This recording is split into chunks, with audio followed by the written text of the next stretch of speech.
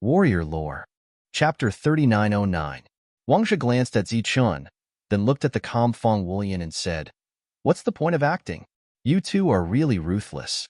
Are you just going to watch everyone die?" Zichun spread out his hands and said helplessly, "There's nothing we can do. You're so good at acting. Naturally, we have to give you some space to perform." "Bah, who do you think you are? How dare you teach me a lesson?" Wang Zhe spat on the ground, his face full of disdain. Then, he looked at Feng Wulian. "You're quite ruthless, you fool. So many people died for you, but you didn't even blink." "Wang Zhe, watch your tone," Shan Kuei said coldly. "Watch my ass. You guys can't even be considered as humans. It's better to die early and reincarnate early. Without you scourges, the world will be quieter." Just as he was speaking, people appeared one after another. They were all from the previous team. Originally, they wanted to find an opportunity to sneak attack, but they didn't expect that Zichun didn't use them at all. They kept moving forward, and people kept dying. If they didn't make a move, they would all die. Being ridiculed by Wang Zhe, Feng Wulian didn't get angry.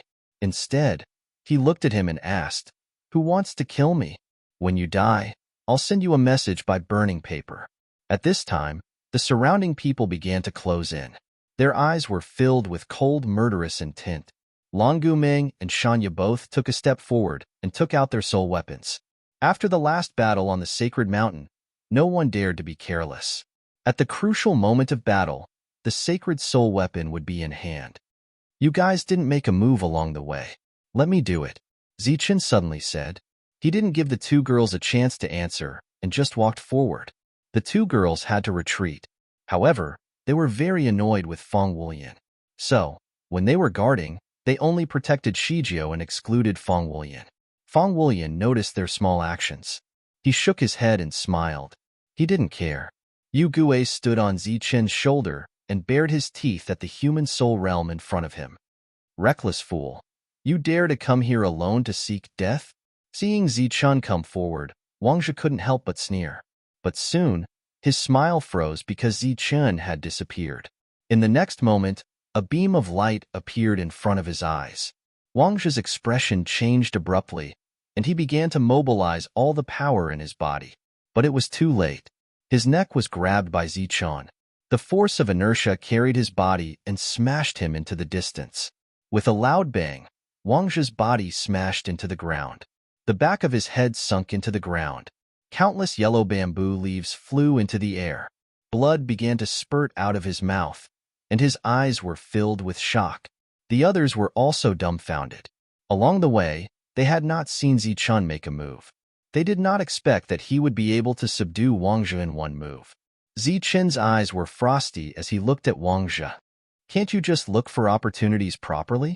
Why do you have to court death?" Wang Zhe was ashamed and indignant. His shocked eyes were filled with hatred. A low and hoarse voice came out of his mouth. "Kill him." The surrounding people who were in a daze came to their senses. All kinds of soul lights began to flicker as they went straight for Zichun. Zichun stood up and stomped his foot. Wang Zhe's body sunk into the ground. In the next moment, a long rod appeared in his hand. With the long rod in hand, he immediately swept it across. A shadow of the rod moved forward. Everywhere it passed, the green bamboo that was blocking the way was broken. Those attacks that were going straight for him were also broken. The bamboo leaves were shaken and flew up. An empty area of more than 10 feet was revealed. More than 10 people fell at the edge of the empty area and wailed. Zichun stood up with the support of the rod, and his cold gaze swept around. Wang Zhe, who had sunk into the ground, coughed out blood again. He was already breathing more than he was inhaling. "Don't you want the opportunities?"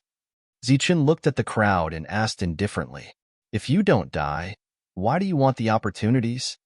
Wang Zhe, who was on the verge of death, suddenly stood up. He immediately flew back, and at the same time, his cold voice sounded again. "Kill them."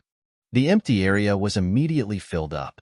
Then, one after another, holy talismans appeared and flew towards the sky. These were not ordinary holy talismans, but holy talisman arrays, which were extremely rare in this world. The holy talismans glowed and formed an inescapable net.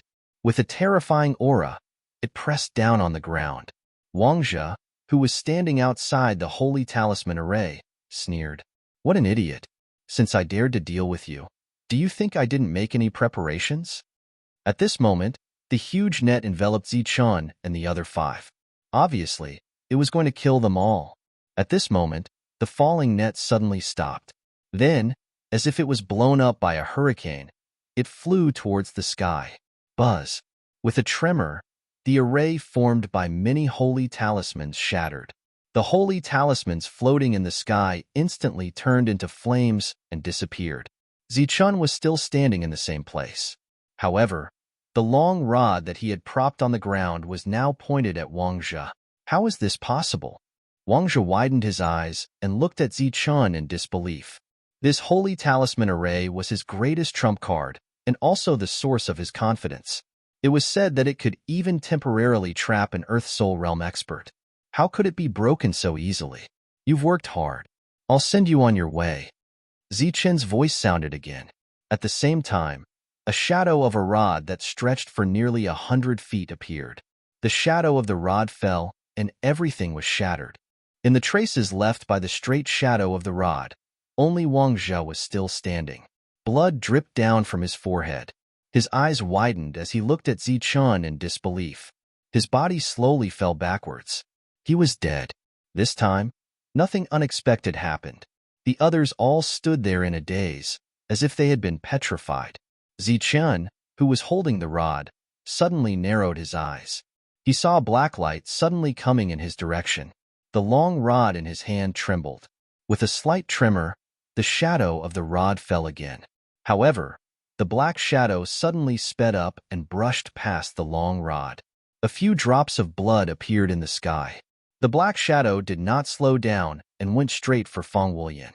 Shan Kuei's attack fell. The ground rumbled and a huge, deep pit appeared on the ground. Countless dust flew up. The black shadow avoided Shan Kuei's attack and came in front of Fang Wulian. At this moment, a blue light flew in front of the black shadow and directly pierced through the black shadow's body. The black shadow's body paused and a person appeared. He was covered in a black robe. His eyes were different from ordinary people. They were cold and evil. After his figure appeared, he did not slow down and went straight for Fang Wulian. Another beam of light came to his side and passed through him. It was Ji Er's attack. It was like a flying needle soul weapon. However, the opponent's killing intent was still there. A bright light shone and appeared between the black shadow and Fang Wulian. A strong aura surged. It was Shan Yu's soul weapon. At this moment, it had exploded. Chapter 39:10. The black shadow came quickly, but it retreated even faster. It disappeared in the blink of an eye, leaving only a few streaks of blood falling from the sky. Zichun raised his eyebrows slightly, and a hint of surprise appeared in his eyes. He didn't die even after that? Just how strong was his vitality? The expressions of Lan Gumeng and the others changed, while Fang Wulian, who hadn't moved a single step from the beginning to the end, gradually became gloomy. Shan Kuei was extremely shocked. He quickly flew to Fang Wulian's side, and a hint of fear appeared in his eyes. The black shadow had appeared too suddenly.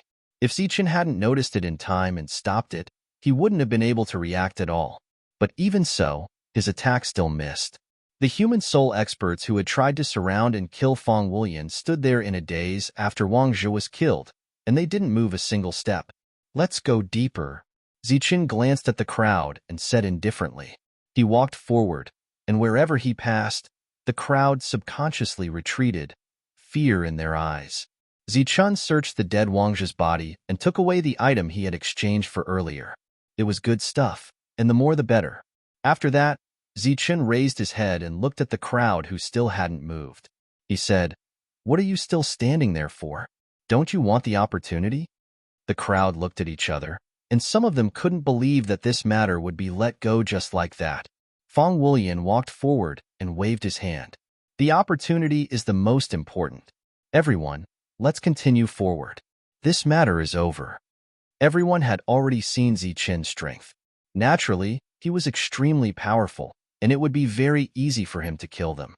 They were all human soul experts, so they were naturally not stupid. They clearly knew Zichun and Feng Wulian's goal. Everything was just as Zichun had said.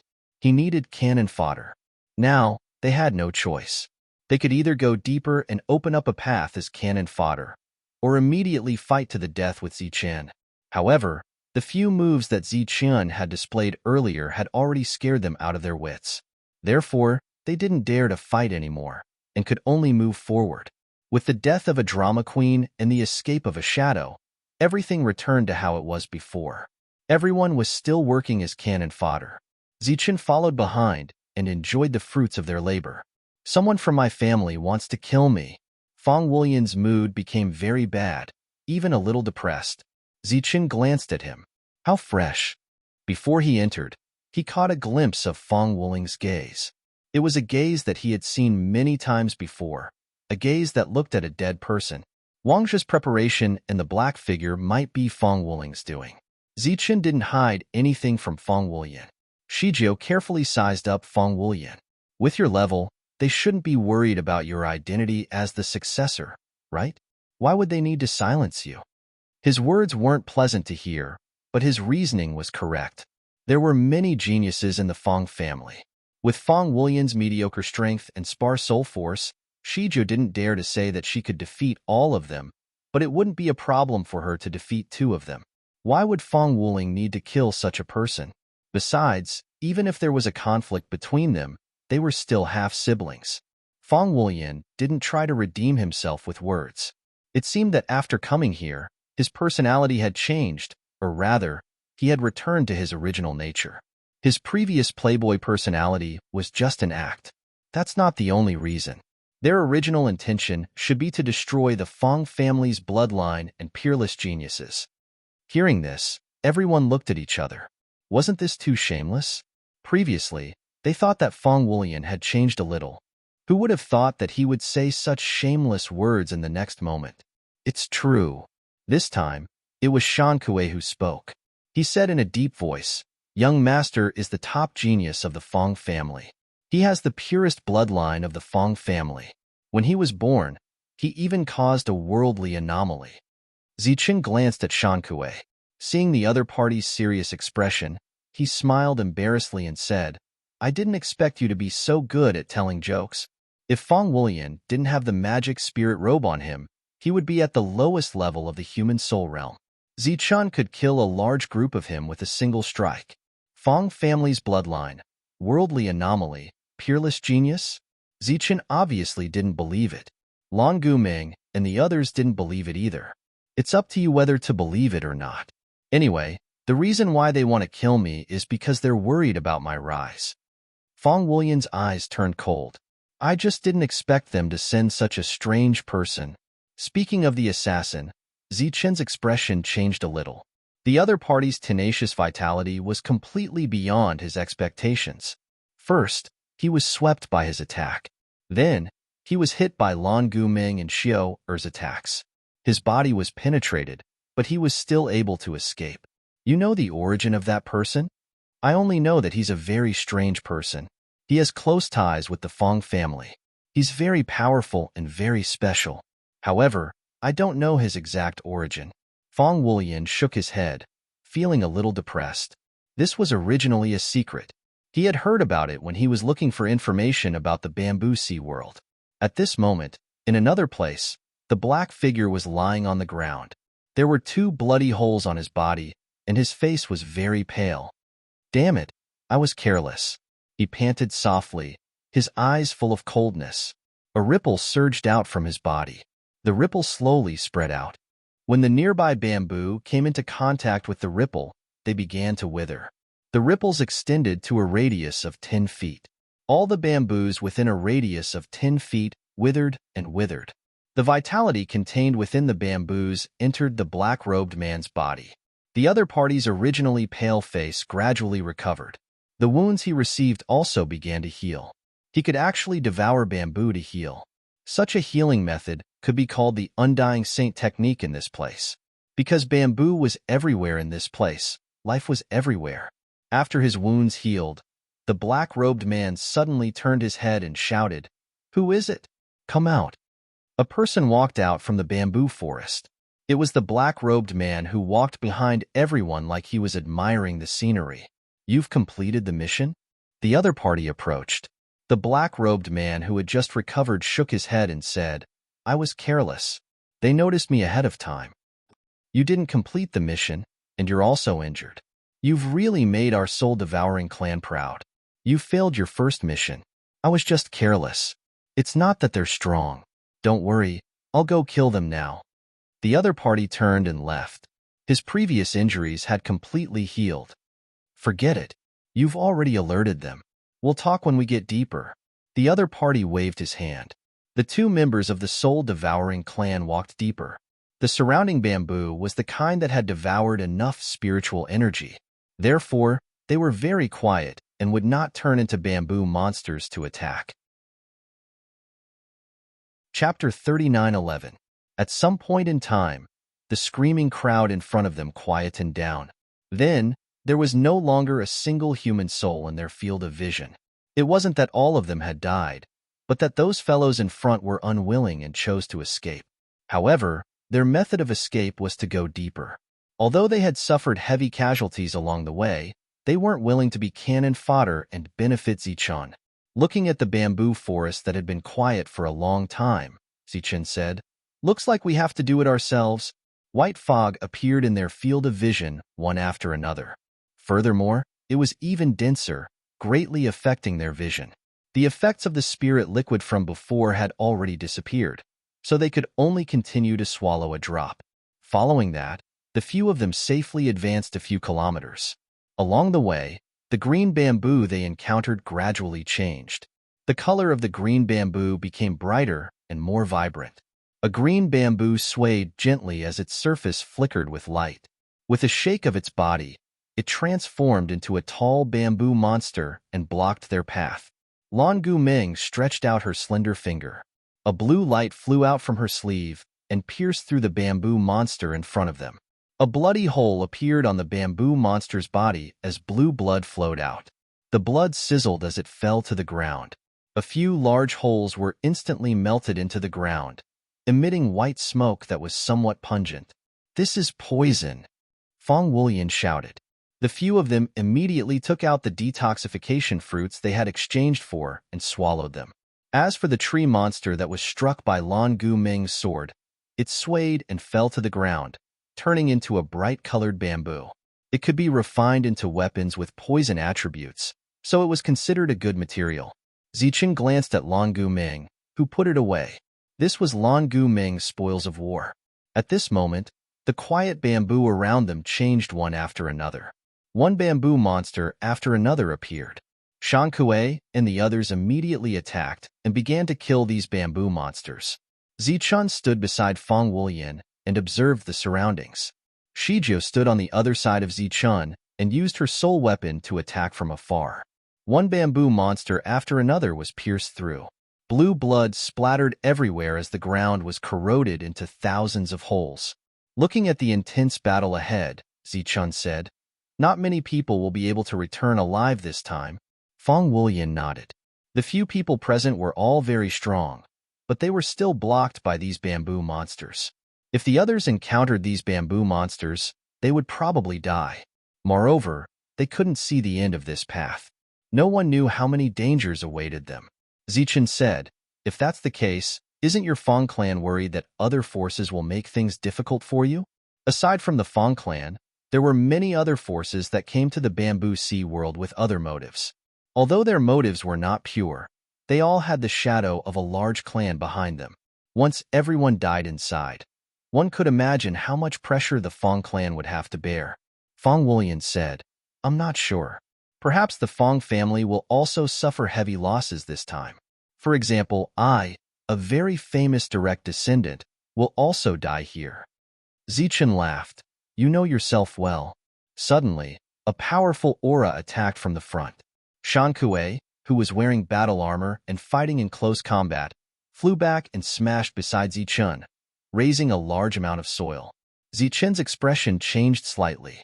He looked forward and saw a bamboo monster that was dozens of feet tall appear in his field of vision. Its entire body emitted a red light. The bamboo that made up its body was exceptionally thick. It had a pair of flickering eyes, looking very strange. This is the bamboo monster king? Zichun was slightly stunned because there were clearly more bamboo monsters around them, coming from all directions. Lan Guming's soul weapon moved forward again, but when it got close, this extraordinary soul weapon only left a shallow mark on the bamboo monster's body. The blue sword light flashed several times, but it was unable to cut through the monster's body. The attack that killed it in one strike had now lost its effect. The red light on the bamboo monster's body seemed to have a powerful defense, greatly reducing the Lan clan's power. You should be careful, Zichun instructed. Then, a long staff appeared in his hand and he flew forward. With a loud bang, Shan Kuei, who had just charged forward, was sent flying again. If not for the armor on his body, he might have been seriously injured. Even so, after landing, he still coughed up blood from the shock. There were more and more bamboo monsters around them, like an army that was gathering. Lan Guming and Shanya were already somewhat strenuous and began to gradually retreat. A powerful aura appeared behind the two. Zichun was like a bolt of lightning, striking forward with his staff. With a loud bang, a large group of bamboo monsters were sent flying. An open area appeared in front of them, and at the end of the open area was the red bamboo monster. Zichun took a step forward, causing the ground to shake violently. He was like a cannonball, flying forward.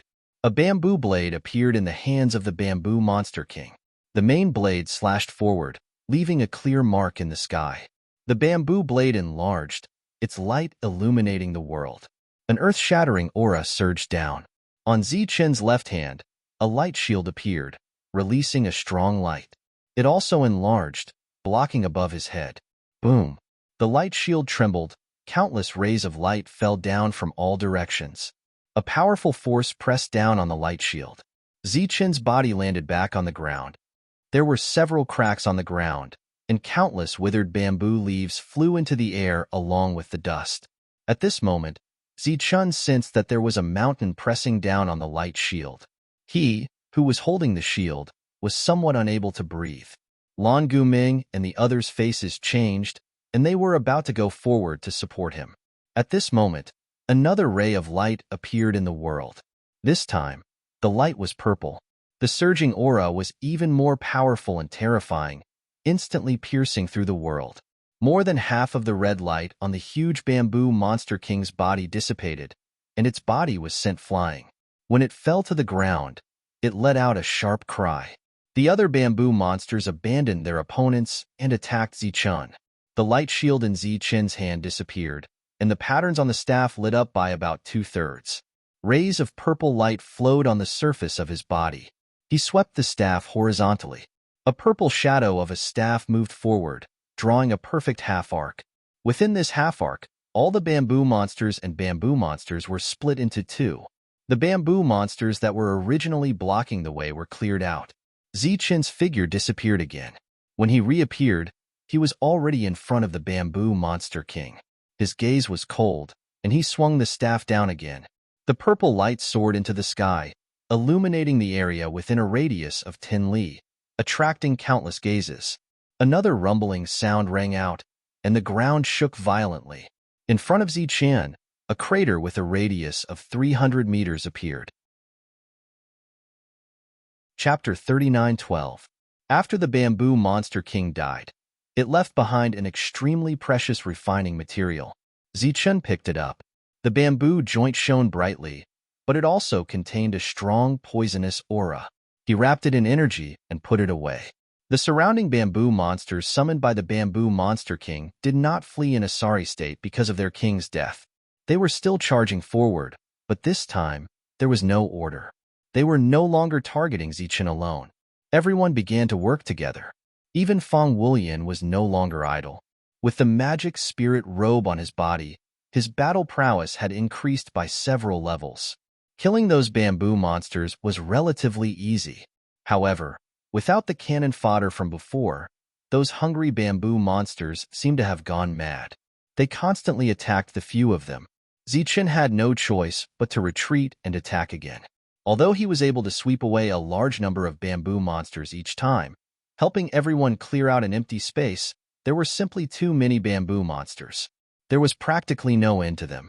Zichen looked at the endless bamboo forest and then looked at the bamboo monsters gathering in the distance. He said, "Continue forward and accumulate strength." At this moment, Zichen actually felt a little regretful. If he had known that the road ahead would be so difficult, he would have treated those who wanted to kill Feng Wulian kindly. They would have gone deeper together first, but now, they needed the few of them to defend against such a great danger. And Zichun felt the danger. From this, it could be seen that the others were in a similar situation. By the time they reached this place, the total number of people had decreased by half. As they continued to advance, the number of people was still decreasing. It was likely that in the end, not many people would be able to survive. Among everyone, the ones who advanced the most freely and calmly should be the two from the Soul Devourers. Wherever they passed, all the bamboo monsters that tried to attack the two of them would silently disperse, turning into the purest energy that was absorbed by the two of them. As for the bamboo monsters, they were fearless when they were slaughtered by Zichen and the others. However, in front of the two of them, it was as if they had met their nemesis. They were terrified. Along the way, Zichen had seen far too many bamboo monsters.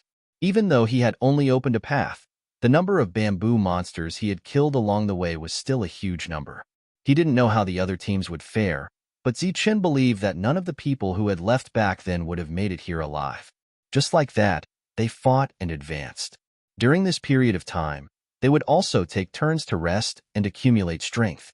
Everyone had complete trust in each other, so their cooperation was also very good. The items that they had exchanged before were continuously used up. "I don't have any more heart-purifying fluid." In Shan Yu's field of vision, countless white fog appeared. She subconsciously reached out to grab the items, but found that she had already used up all of them. "Me too." Lan Guming shook her head. At this moment, white fog also appeared in front of her eyes.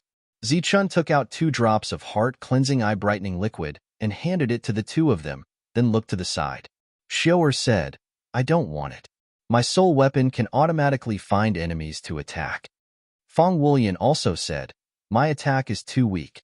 I don't want it either. It's completely wasted on me."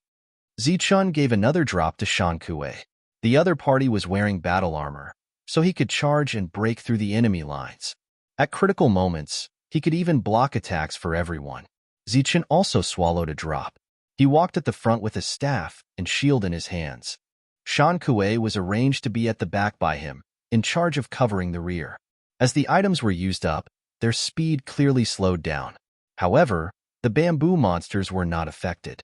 Instead, their attacks became even sharper. Just when everyone was feeling exhausted and their items had been used up one after another, they finally saw the end of the bamboo forest. However, they only saw it for a moment before the effect of the heart-cleansing eye-brightening liquid disappeared. Thick fog filled their field of vision. As the white fog rolled, many bamboo monsters charged forward. Zichen, who was standing at the front, took a deep breath. The long staff in his hand began to tremble, and the patterns on it lit up one after another. He poured his little soul power into it. A purple light bloomed from it. Zichun took a step forward and swept his staff. The purple light rushed forward, and the white fog around them rolled crazily, drowning the purple light in front of them. Without the heart-cleansing eye-brightening liquid, no one could see what was happening in front of them. However, from time to time, there would be sounds of explosions, indicating that the bamboo monsters were being killed. "Let's go," Zichen shouted. He obviously increased his speed and crashed into the white fog. Lan Guming and the others followed closely behind. This was the final sprint. After a moment, another purple light lit up, and it headed towards the end of the bamboo forest. Immediately after, a third purple light appeared. On the path not far away, Zichen displayed a total of 5 powerful attacks. Only then did he open up a safe path for everyone. When they walked out of the bamboo forest, one gaze after another was immediately cast in their direction. The commotion caused by Zichen's final attack was too great. Sensing the aura of the purple light, many people's hearts trembled. The 6 of them walked out together, and their field of vision immediately widened. However, all of them were exhausted and had consumed a lot of energy. Zichun did not put away his staff, nor did he relax. This was because there were already people here, and there were more than 200 people.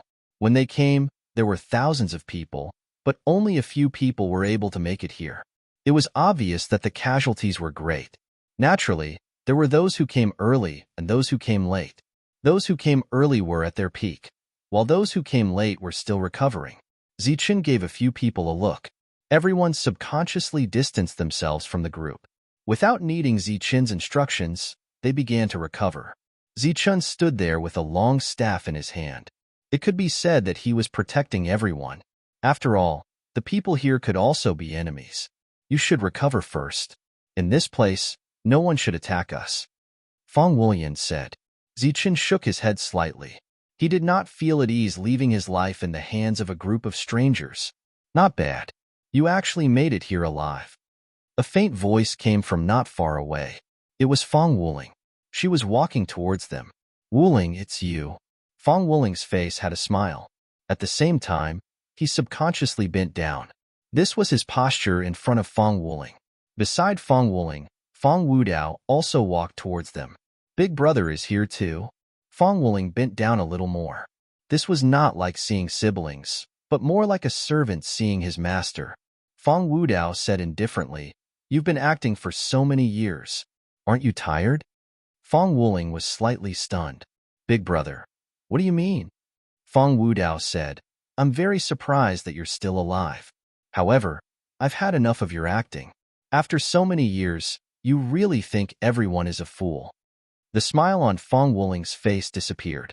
He straightened his bent back and sighed. "If I don't act, I won't be able to survive in the Fang clan. I can only continue acting. When my mother was killed by you, I was acting as an ignorant child. I did not even dare to shed a tear. I had to pretend that I had nothing to do every day. In order to survive, I purposely did not cultivate properly. I tried my best to slow down my progress. However, my bloodline was still forcefully destroyed by you. The pain of losing my bloodline was still fresh in my mind. At that time, I felt like half of my life was gone. However, I did not dare to get angry. I did not dare to get angry, nor did I have anyone to complain to. When I saw you, I was like a dog that had seen its master. I kept on wagging my tail and begging you to let me live. During this period, no matter how unpleasant the words were, I had to endure them. Moreover, I had to face them with a smile. Chapter 39:13. Fang Wulian didn't suppress his voice, so everyone heard him clearly. For a moment, everyone was stunned, including those from the Fang clan. Everyone in the Fang clan knew that Fang Wulian didn't have a high status in the clan. If he wasn't lucky enough to be reincarnated into a good family and have a brother and sister to protect him, no one would dare to go against him. With his personality, he would have died countless times. Due to various pressures, Fang Wulian moved 3 times, but the place he occupied was still the best residence in the clan, which was ranked in the top 20. Originally, everyone thought that it was because of the brother and sister, but now it seemed that it had a lot to do with his identity as a genius. For many outsiders who were lucky enough to be here, Fang Wulian's words were like a clap of thunder, causing them to be shocked. Who would have thought that Fang Wulian, who was extremely famous to the outside world, the notorious second generation, was actually living such a life in the Fang clan? Zichun was also stunned, and the expressions of Xiao and the others changed. A complicated emotion emerged in their hearts. Fang Wulian said indifferently, "It seems that you've been working hard for so many years. Now that I'm not giving you a chance to act and let you be your true self, you should be thanking me, not complaining." Fang Wuling said coldly, "Ungrateful bastard. If it wasn't for us, would you be able to live until now?" Fang Wulian said, "The reason I'm able to live until now, other than my own failure, I also have to thank those old people who supported me. They worked hard to live, so all these years, you could only slowly rack your brains to kill them one by one. Do you know what I wanted to tell you the most all these years?" Fang Wulian took a deep breath and said, "You're a pair of famous adulterers, recognized as geniuses, but you're not even worthy of carrying my shoes. If it wasn't for scheming, my talent would have left you in the dust." "Yes, that's much better." Fang Wulian smiled and said, "I've been tolerating you adulterers for a long time. You're courting death. Fong Wuling moved, and like a ray of light, he charged towards Fong Wulian. Fong Wulian stood there without moving. At this moment, he had a smile on his face, but it also carried a sense of relief. Shan Kuei wanted to step forward, but he had expended too much energy earlier. At this moment, he was almost exhausted, and his movements were obviously slower. Fong Wuling's palm seemed to have transformed into an eagle's claw. A sharp aura surged from her fingertips. At this moment, her killing intent was no longer concealed.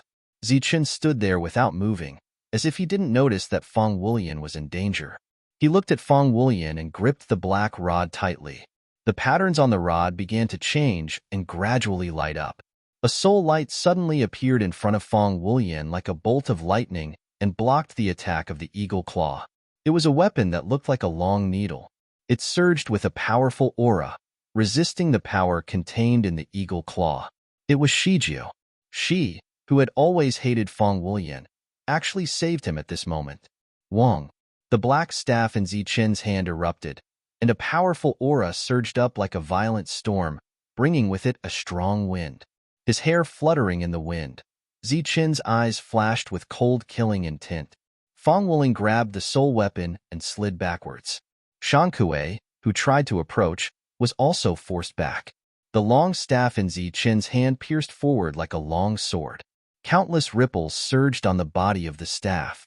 This scene looked as if Zichen took the initiative to attack Fong Wulian.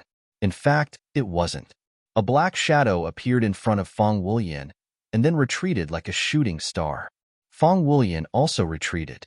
Zichen's attack shook the front, and several cracks appeared on the ground. There were also some clear scratches in the air. After the attack, Zichen immediately withdrew his staff. His face was a little pale. This was already the last of his strength. Shijia withdrew her soul weapon. She only glanced at Fong Wuling, and then continued to sit cross-legged. At the same time, she took out a medicinal pill and swallowed it. A trace of blood flowed out from the corner of his mouth. Lan Guming and Shanya were still recovering with their eyes closed. The unforeseen event in front of them didn't affect them. Do we fight now, or go in? Zichen glanced to the side. There was still a bamboo forest there. Obviously, there was still danger in there. As he withdrew his gaze, he looked behind Fong Wulian. The black shadow turned into a black-robed man. He couldn't see the other's face, but the aura that flowed around the other's body was a little strange. There was a sense of déjà vu. Fong Wulian snorted. Do you think you still have the strength to fight now? Zichen said indifferently. What if I do? Fong Wulian frowned. He was willing to shed all pretense of cordiality with Fong Wulian because he knew the secret of this place. This time, not many people could leave alive.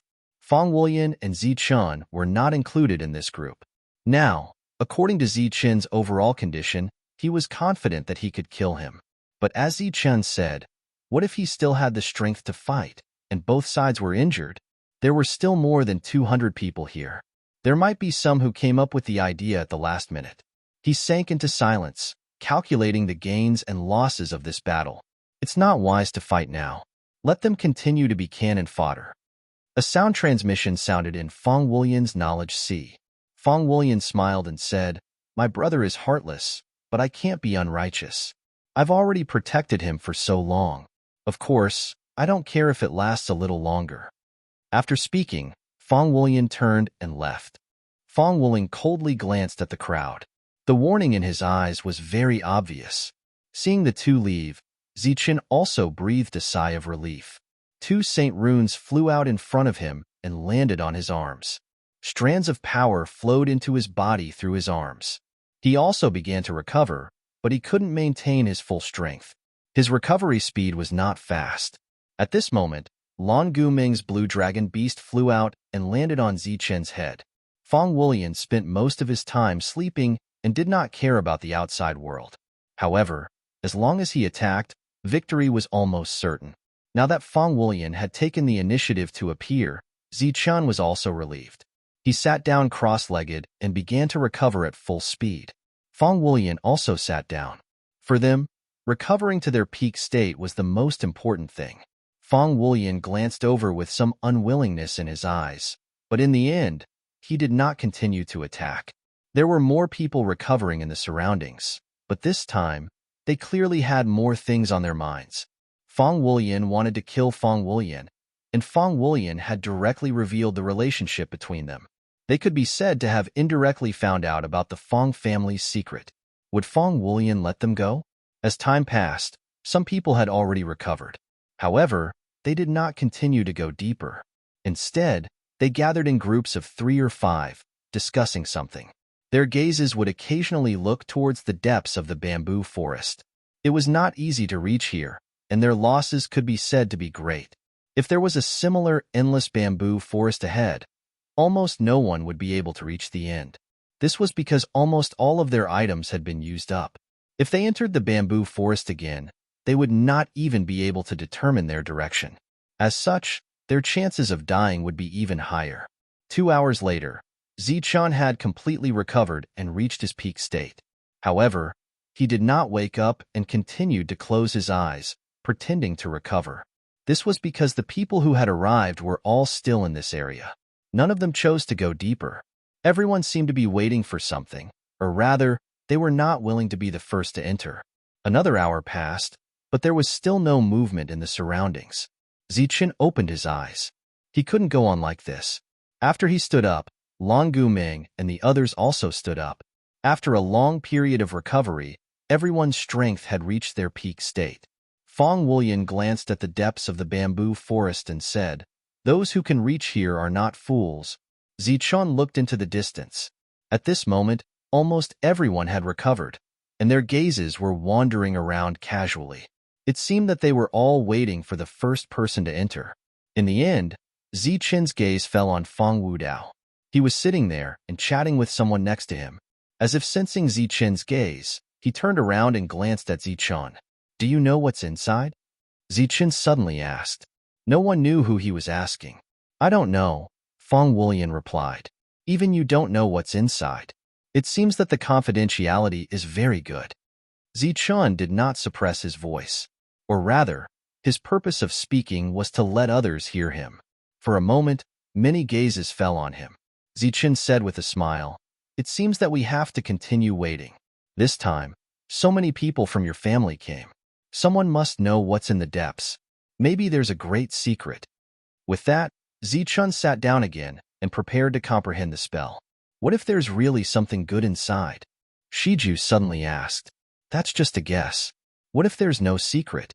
After all, someone is more anxious than us. Moreover, if we stay here for a few years, we might be able to break through." With that, Zichun closed his eyes. It seemed that he was really going to fight a protracted battle. There was a hidden meaning in his words. Previously, they were still uneasy and anxious, but now they were relieved. The people from the Fang family were not anxious, so they were not anxious either. Even if it was a battle of attrition, they had a reason to wait. That insidious thief! A cold light flashed in Fang Wuling's eyes. In this case, those who were anxious and wavering would definitely not enter rashly. Then, other than the Fang family, no one would move for the time being. There was no cannon fodder. Fang Wudao did not say anything. He still sat there, and even his expression did not change much. Just like that, another hour passed. Everyone's expression was calm as they waited quietly. They were no longer anxious or anxious. Fang Wudao stood up and said, Everyone's gazes were attracted. There is indeed a fortuitous opportunity in the depths, and it's a great one. My Fang family made its fortune here, but for some reason, the originally gentle bamboo has become abnormally ferocious. Everyone has seen it before. It's very dangerous." Fang Wudao pointed at the depths and said, "This time, when the bamboo ocean world opens, my Fang family has the intention of abandoning this place. At the same time, we also plan to take the fortuitous opportunity in the depths with us." This was the Fang family's secret. Now that Fang Wudao said it, everyone's expression changed quite a bit. However, one thing was certain. There was indeed a fortuitous opportunity here, and it was the Fang family's biggest one. This time, I guarantee that as long as you're lucky enough, you can take as much as you find here. Even if you find the method of refining, you can take it as well. My Fang family will not interfere. The exit is also in the depths, so whether you want to find a fortuitous opportunity or leave, You must go deeper. Fong Wudao clasped his fists at the crowd and said, That's all I have to say. We'll go first. Fong Wudao led a dozen people and Fong Wuling directly into the depths. When they entered the forest, the previously quiet bamboo forest immediately lit up with streaks of light, followed by the rumbling of thunder. The bamboo seemed to have turned into lightning bamboo and began to attack the surroundings. It was just that the figures of Fong Wudao and the others had already disappeared. Lightning bamboo? Zichen opened his eyes and saw this scene. His expression changed, and at the same time, his eyes were burning with passion. When he first came here, the bamboo in Fonglin City had left a deep impression on him. Along the way, Zichen had a thought in his mind, which was whether he could take some of the bamboo here and bring it back to breed. Now that he saw the lightning bamboo that was very compatible with his power, Zichen's thought became even stronger. If he brought some of the lightning bamboo back and planted it in his world, what would it be like when it was bred to a certain extent? At this moment, Zichen was tempted. In fact, there were many people who had the same idea as Zichen. In fact, many people had dug up the roots of bamboo in their storage space, and they all wanted to bring it back to breed. Sure enough, as Fong Wudao moved, the others moved as well, especially those from the Fong clan. They came here not only for fortuitous opportunities, but also for the identity of the clan's successor. Whoever could bring back the true foundation of the Fong clan would become the successor. No one was willing to miss this opportunity. As more and more small teams entered, the commotion in the bamboo forest grew even louder. The nearby green bamboos all lit up, turning into one lightning bamboo after another. However, until now, no lightning bamboo monsters had appeared. No one waited. Everyone stepped into the center. Are we going or not? Shan Kuei asked. Dressed in battle armor, he was also thinking for his young master. Zichen glanced into the distance and said, Let's go. The group of 6 moved forward and entered the lightning bamboo forest. As soon as they entered, bolts of lightning appeared from all directions and attacked the 6 people approaching. Apart from Zichen, the other people's bodies appeared with a defensive light, blocking the lightning. Zichen allowed the lightning to fall on his body.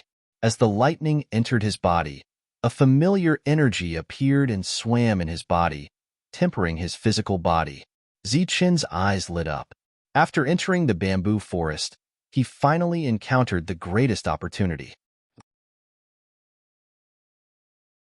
Chapter 39:14. The power of lightning entered Zichen's body, refining it slightly. Sensing this power, Zichen smiled. To others, this place might be full of danger, but to him, it was a place of opportunity. He walked forward, allowing the surrounding lightning to enter his body and strengthen it. Lan Guming noticed Zichen's abnormality, and a strange expression appeared on her pretty face. There were no lightning bamboo monsters around, so Zichen, who was bathed in lightning, walked to a lightning bamboo. He first used his soul power to scan the surroundings. After confirming that there was no danger, he bent down, stretched out his hands to grab the lightning bamboo, and slowly exerted his strength. The few of them walked to Zichen's side. While they were on guard, they also looked curiously at Zichen as he pulled out the bamboo. Cracks appeared on the ground as the lightning bamboo was uprooted. Because he had deliberately restrained his power, the lightning bamboo was still intact. At this moment, the lightning bamboo was constantly releasing the power of lightning. It was very bright, but in Zichen's perception, the power of lightning contained within the lightning bamboo was quickly dissipating. Soon, the lightning bamboo's power of lightning was completely exhausted, and it became a slightly harder bamboo. Its vitality was still exuberant, but it had lost its lightning attribute. It had just been picked up, and it had already become like this. It was naturally impossible to bring it back and plant it. Seeing the regretful expression on Zichen's face, Fong Wulian said, I heard that moving the bamboo here requires a great opportunity. It's not something that can be done casually. It's something that can only be chanced upon and not sought. Zichen planted the bamboo that had lost its power of lightning on the ground again, and then buried it. In his perception, the bamboo that had lost its power of lightning seemed to show signs of recovery. Could it be because of this land? Lightning bamboo could only be born here? Let's go. It seems that we are not fated to be together this time. Zichen shook his head. He felt a little regretful, but he could accept it. Not all the opportunities in the world could be his. The 6 of them continued forward. This time, they did not go very far before encountering a bamboo monster. It was a bamboo monster that surged with the power of lightning. Each of its attacks contained a violent might of lightning. Facing this bamboo monster, Zichen stepped forward and shattered its chest with a single punch. Latang versus Latang. The winner was Zichen. After the bamboo monster died, Zichen obtained the bamboo joint. The surface of the bamboo joint flashed with lightning. It was the essence left behind by the thunder bamboo monster after it died. For everyone, it was an excellent material for refining weapons. When refining weapons, it could stimulate the lightning attribute. For the Thunder Clan, it was one of the most precious materials. It could greatly enhance their combat strength. This was a good item. Once he brought it back, it would definitely be priceless. You guys focus on defense. I'll collect some materials. Zichen was interested in the bamboo monster here. He planned to stay here for a while. Of course, the others did not have any objections. This place was dangerous, but they were not ordinary. They had the ability to protect themselves. Zichen walked in front. This time, even the ghost retreated. It lay on Shan Yu's shoulder, protected by Shan Yu's power. The bamboo monster appeared in front of them. Lightning energy lingered around it as it charged towards Zichen. Zichen shouted excitedly. With a tap of his foot, he threw out a punch. Lightning circled around his fist, and the light it emitted was even more dazzling. The 2 lightning attacks collided. With a loud bang, the thunder bamboo monster's body exploded in midair, leaving behind the purest essence. Before it fell to the ground, Zichen collected it. Then, Zichen continued to punch after punch. The bamboo monster had the lightning attribute. According to common sense, it should be immune to some of the lightning. However, in front of Zichen, it was vulnerable. It was even more vulnerable than the previous bamboo monsters. This situation was suppression. Zichen's lightning energy was of a higher grade. It completely suppressed the bamboo monster. It was like a general against a soldier, a king against a subordinate. All the thunder bamboo monsters that rushed towards Zichen could not last more than 1 round under Zichen's hands. They were all knocked down with 1 punch. For the others, this extremely dangerous place was Zichen's paradise. They walked like this for an hour. Zichen kept punching. Not to mention the gains he made, he seemed to be tireless. The energy in his body seemed to be endless. He bathed in lightning, like a thunder god of war. This power is too strong. He has been punching for an hour, but it seems like he hasn't used up any energy. Shankue was shocked. It's the environment here. All of Zichen's energy consumption can be quickly recovered with the help of the surrounding lightning, explained Shanya. Continuous attacks naturally consumed a lot of energy. However, the surrounding lightning energy was enough to sustain Zichen's consumption. The lightning that fell on him could temper his body and also replenish his energy consumption. Doesn't that mean that Zichen is invincible here? Fong Wulian's expression changed. Shanya continued, in theory it is. He is not afraid of energy consumption. He is like a steel machine that can exhaust any enemy to death. Because of Zichen's insidiousness, Fong Wudao and Fong Wuling's plan was disrupted. Without cannon fodder, the 2 of them became cannon fodder in the eyes of others. However, after a short distance, the 2 of them stopped. The others surrounded them to protect them, fighting the thunder bamboo monsters. These people came prepared with all kinds of powerful techniques. At this moment, they were constantly attacking the thunder bamboo monsters.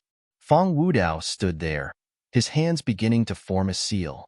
Rays of light flowed from his fingertips, and an item appeared out of thin air. It looked like a seed, about the size of a palm. There were various natural patterns on it, emitting an ancient aura. This was left behind from a long time ago. It was one of the few treasures of the Fong family. Now that the bamboo world had changed, in order to maximize the opportunity, the higher-ups of the Fong family allowed Fong Wudao to bring this item. After the seed appeared, Fong Wudao pointed his finger. The patterns on the seed's surface lit up, and then it trembled slightly. The light on the seed's surface became brighter and brighter. The bamboo world has changed. A new spirit seed has been born here. Fong Wuling's eyes lit up, and he said excitedly. Fong Wudao smiled. After being here for so long, he finally encountered the biggest opportunity. As long as he brought back the new spirit seed, the Fong family would have a second Fong Lin city in a few years. Under the guidance of the ancient seed, the group began to move forward. Along the way, they encountered more and more thunder bamboo monsters. The birth of a spirit seed would definitely be guarded by many thunder bamboo monsters. Looking at the many thunder bamboo monsters in front of them, Fong Wudao and Fong Wuling were very satisfied. Zichun, who had been moving forward, suddenly changed direction. Are you going the wrong way? Fong Wulian said from behind. That is not a straight direction. That's right. There are many thunder bamboo monsters here. Zichun's voice came from the front. He, who did not know fatigue, naturally wanted to obtain more opportunities in this place. Chapter 39:15. The dazzling purple light streaked forward. Wherever it passed, the lightning bamboos would break apart, and even the lightning bamboos would be split in two. In Zichun's field of vision, a vacuum appeared, with sections of lightning bamboos floating in it. 15 minutes after Zichun changed direction, the number of lightning bamboos in his field of vision increased. Zichun's punch after punch was no longer able to keep up with the speed of the bamboos, so he used his soul weapon. Fong Wulian and the others were still following behind. They had yet to make a move. Zichun flew forward and collected the lightning bamboos. Then, he continued to wave the staff in his hand. Another purple light extended forward. In his field of vision, another vacuum appeared. The more Zichun fought, the more excited he became. In his perception, the lightning energy in this direction was denser, which meant that there would be more lightning bamboos. Under the guidance of the light seed, Fong Wudao's group advanced toward the spirit seed. Along the way, the lightning bamboos increased in number, giving them great pressure. Right now, everyone was going all out. Fortunately, they were fully prepared. Otherwise, it would have been very difficult to advance. Right at this moment, a person suddenly came from behind. He was the one in charge of bringing up the rear. He came forward and said, "Young master, someone is following us." Someone? Fong Wudao's expression changed slightly. He asked, "Who?" "It's second young master. That bastard. He's actually following us." Fong Wuling's long and narrow eyes had a trace of coldness. She had long since wanted to kill Fong Wulian. They're heading in this direction. The one leading the way is Zichun. The person continued, "They're definitely following us using some kind of secret technique. Let's go kill them now," Fong Wuling said. Fong Wudao shook his head. The possibility of him following us is not high. Moreover, I've been paying attention before, so it's impossible for them to leave a tracking mark on us. Fong Wudao himself was an expert. When he was careful, no one would be able to leave a tracking mark on him without him noticing. He glanced at the light seed, muttered to himself, and said, "Perhaps it's just a coincidence. Let's avoid them first." With this glowing seed, Fong Wudao changed his direction and no longer followed the seed's guidance. As a result, he missed Zichun, and the two of them did not meet directly. After Zichun left, Fong Wudao walked out of the forest. Looking at the mess in front of him, he said in a deep voice, "It seems that they didn't follow us. Their paths were not exactly the same. Otherwise, Zichun would have been able to see the traces left behind by the battle and know of their existence." However, looking at the path ahead, Zichun was walking on a completely unfamiliar path. He was only using brute force to open it. Fong Wuling looked ahead and said, "Even if their vision is different, their goal seems to be the same. That direction is the direction of the spirit seed." A sharp glint flashed across Fong Wudao's eyes. "Although I don't know how he knows about the spirit seed, since he dares to have designs on it, then don't blame me for being impolite. Let's go. Let's follow them." This time, Fong Wudao walked behind Zichun. They walked through the messy battlefield. Although they wouldn't be able to obtain anything on the way, they wouldn't encounter any lightning bamboo monsters either. In their eyes, Zichun had taken on the role of cannon fodder, opening up a safe path for them. As the person involved, Zichun didn't know this. He didn't even know that there was a great opportunity waiting for him ahead. He was wholeheartedly focused on killing enemies, hoping to obtain more lightning bamboo joints. These things were truly good things for the Holy Thunder Clan. However, the number of enemies on the way was increasing. Zichun, who wasn't afraid of exhausting himself, felt his strength being depleted because he had repeatedly used powerful attacks. A roar suddenly rang out in front of them. An even larger lightning bamboo monster appeared. It should be the Bamboo Monster King. Zichun's eyes lit up with joy. He immediately charged forward. Wherever he went, the small lightning bamboo monsters would be sent flying. Zichun arrived in front of the lightning bamboo monster king and smashed down with his staff. Countless rays of purple light appeared in the world, and a thunderous sound resounded. Boom, boom, boom. 1 staff strike, 2 staff strikes, 3 staff strikes. The lightning bamboo monster king's huge body fell to the ground, leaving behind a light purple bamboo joint. The lightning surging on the bamboo joint was light purple and extremely powerful. There was no need to deliberately refine it. Its grade was already equivalent to a soul weapon. Zichun stepped forward and collected it. He was very satisfied with this harvest, but at this time, Zichun suddenly felt an even purer fluctuation of lightning coming from ahead. The instant he felt this fluctuation, his heart fiercely thumped, as if he felt something attracting him. He looked forward and saw an open area in the center of the bamboo forest. And in the center of that area, there was a bolt of lightning on the ground. What's that? Zichun immediately rushed forward like a ray of light. The lightning bamboo monsters along the way seemed to have gone crazy, attacking Zichun. Zichun didn't dodge. A powerful force circulated around his body, directly sending the surrounding lightning bamboo monsters flying. After arriving at that open area, he clearly saw the bolt of lightning on the ground. It was a bamboo that had just emerged, emitting pure soul power fluctuations. It was still in the state of a sapling. Could this be the lightning bamboo that can reproduce? Zichun became excited. He subconsciously walked forward. At this time, the fluctuations of battle came from behind, and there were also cries of surprise. When Zichun turned around, he saw Long Gu Ming and the others, fighting and retreating. Other than the lightning bamboo monsters, there were others. They retreated to Zichun's side. The lightning bamboo monsters didn't come forward, as if this was a forbidden area. The lightning bamboo monsters didn't dare to enter, but the others did. Your luck isn't bad. You even found this place. Fong Wudao walked in front, smiling coldly at Zichun. He had already put away the glowing seed. Fong Wuling was next to him. The other party's eyes were filled with undisguised killing intent. Other than that, there were 12 human soul realm cultivators. To be able to reach here, these 12 people were clearly not weak. On the other hand, there were only 6 people on Zichun's side. The only thing that Zichun was glad about was that Long Gu Ming and the others had maintained their peak combat strength. If you retreat immediately, I can let you live for a while longer, Fong Wudao said indifferently when he saw the spirit seed behind him. He didn't want to affect it. Be careful.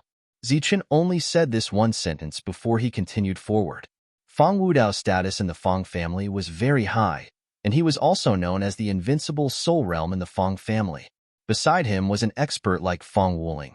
But Zichun didn't have any scruples and attacked. With the staff and shield in hand, this was one of his greatest attacks. The patterns on the staff lit up one by one, and the originally black staff turned purple. Chapter 39:16. Fong Wudao did not expect Zichun to take the initiative to attack. This surprised him, but he was even more furious. This was because he, the strongest person of the Fong clan, was being looked down upon by an outsider. Fong Wudao shouted, and a light seal flew out. The light seal grew with the wind, looking like a hill. As it spun forward, it caused spatial ripples. This was an extraordinary spirit weapon, one of Fong Wudao's strongest moves. Zichun did not slow down at all. The horrifying aura on the staff grew stronger as it smashed into the light seal. The light seal exploded, and the staff image scattered. A strong shock wave spread out in the air. A high-quality spirit weapon was destroyed just like that. However, to the wealthy Fong Wudao, this loss was nothing. His expression did not change as he waved his hand again, and a second spirit weapon appeared. This was a spear with images of beasts engraved on it. As Feng Wudao poured his soul energy into it, the beast seemed to come to life. This was the Tiger-Devouring War Spear. The Tiger-Devouring War Spear was quite famous in the Feng clan. It was a famous spirit weapon and was priceless. These beasts were all ferocious tigers. However, they were not engraved on the spear. Every time the spear killed a tiger, it would devour its soul and seal it in the spear. When the spear swept out, the tiger's soul sealed in the spear seemed to awaken. Those scarlet eyes seemed to be able to seize one's soul. Die. Feng Wudao activated the war spear with all his might. A strong aura spread out like a storm. The 12 human souls immediately retreated to the sides. Feng Wuling did not retreat. She remained standing there. Her body emitted light, and her clothes fluttered despite the lack of wind. Her eyes stared at Zichun like a cold, venomous snake, ready to attack its prey at any moment. Zichun raised the long rod in his hand high up. The thunderbolt strength that was still abundant in his body frantically gathered towards the long rod. In terms of quality, the staff was one of the 100 weapons of the Holy Mountain. Naturally, it was not weak. Now, as the veined patterns lit up, purple light filled the sky and illuminated the surroundings. Zichun smashed down with his staff again, this time with all his strength. A huge crack appeared on the ground, extending all the way into the bamboo forest. Many of the thunder bamboo monsters that were still wandering around the edge of the bamboo forest were torn apart. As the powerful energy surged, Zichun retreated several feet. His face was slightly pale. That attack had consumed a lot of energy.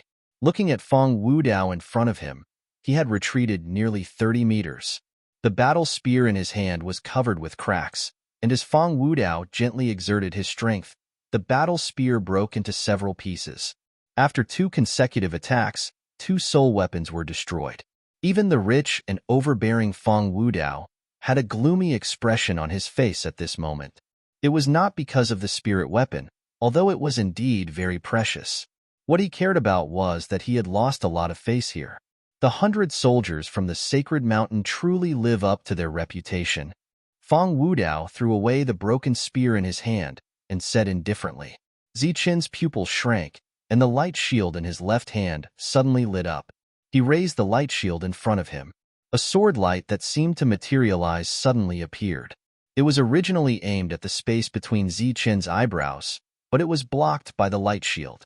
Behind him, Feng Wulian saw this scene and angrily shouted, "Bitch, you actually dared to launch a sneak attack." This was Feng Wuling's attack. If not for Zichun's extremely sharp soul power perception, even if he did not die, he would have been seriously injured. Because this attack was no small matter, even if the 100 soldiers' light shield blocked it, there was still a cold aura that entered his body. If it was a normal defense, it would have been penetrated long ago. This was a true killing move, and if it was someone else, they might not be able to block it. The long rod in Zichun's right hand lit up once again. His eyes were filled with coldness. Seeing this scene, Feng Wuling's expression immediately changed, and he was about to withdraw his soul weapon. But it was too late. The staff in Zichun's hand immediately smashed down. Following a purple arc, the staff swept past Feng Wuling's soul weapon. With a bang, his soul weapon shattered into pieces. This was Zichun's attacking method. He was already strong, and after using the 100 soldiers at full strength, it was like adding wings to a tiger. Swish! In the next moment, Zichun's figure disappeared. "Retreat quickly!" Feng Wudao shouted from behind, and then quickly rushed forward with another soul weapon in his hand. Feng Wuling sensed danger and retreated.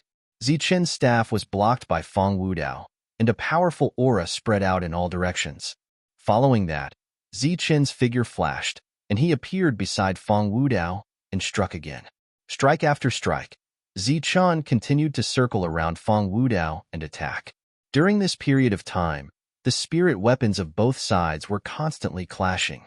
Feng Wudao's soul weapon didn't shatter, but he was already entangled by Zichun and couldn't get rid of him. Zichun used the vibration fighting technique, and with every strike, a trace of vibration energy would enter Feng Wudao's body through the soul weapon. Feng Wudao, who was known as the strongest in the Feng clan, was finding it harder and harder to block. Slowly, his speed slowed down. Zichun's staff landed one last time, and the weapon passed through the opponent's sole weapon defense and directly hit Fong Wudao's chest. During this time, a ray of light shot out from his robe, and it was the magic spirit robe. With a bang, Fong Wudao's body flew out, and he landed on 100 meters away. After landing on the ground, Fong Wudao coughed out a mouthful of blood. As for the third soul weapon in his hand, it was also directly broken. The publicly recognized strongest person in the Fong clan was defeated by Zichun just like that. However, Zichun wasn't satisfied with his results. He wasn't afraid of anyone in the same realm. If it wasn't for the magic spirit robe on Fong Wudao's body, he wouldn't just be coughing out blood. This was the first time Fong Wulian saw how strong Zichun was. At this moment, his eyes were wide open, and he was shocked. He had been acting all these years, and although he hated Fong Wudao, he knew how strong he was. He was the strongest person in the Fong clan, and the strongest person in the human soul realm. However, he didn't expect him to be so weak in front of Zichun. "You're courting death." Fong Wuling, who was retreating, looked at the injured Fong Wudao and rushed towards Zichun as if he had lost his mind. "Come back!" Fong Wudao shouted, but Fong Wuling didn't stop. Zichun's expression was cold. He took a step forward and swung his staff down again. This time, there seemed to be more patterns on the staff. A resplendent purple light burst out, and a tyrannical aura surged out. Zichun's staff smashed down. This staff contained an unstoppable force. Fong Wuling's soul weapon was instantly shattered. Zichun's attack didn't decrease in power and landed on Fong Wuling's body.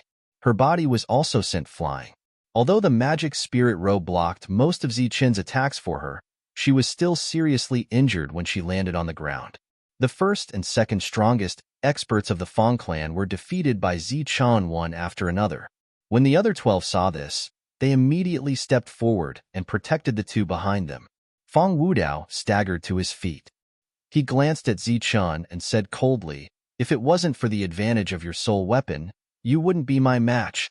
Zichun couldn't be bothered to talk nonsense with him. If it wasn't for the magic spirit robe, he would have already been beaten to a pulp.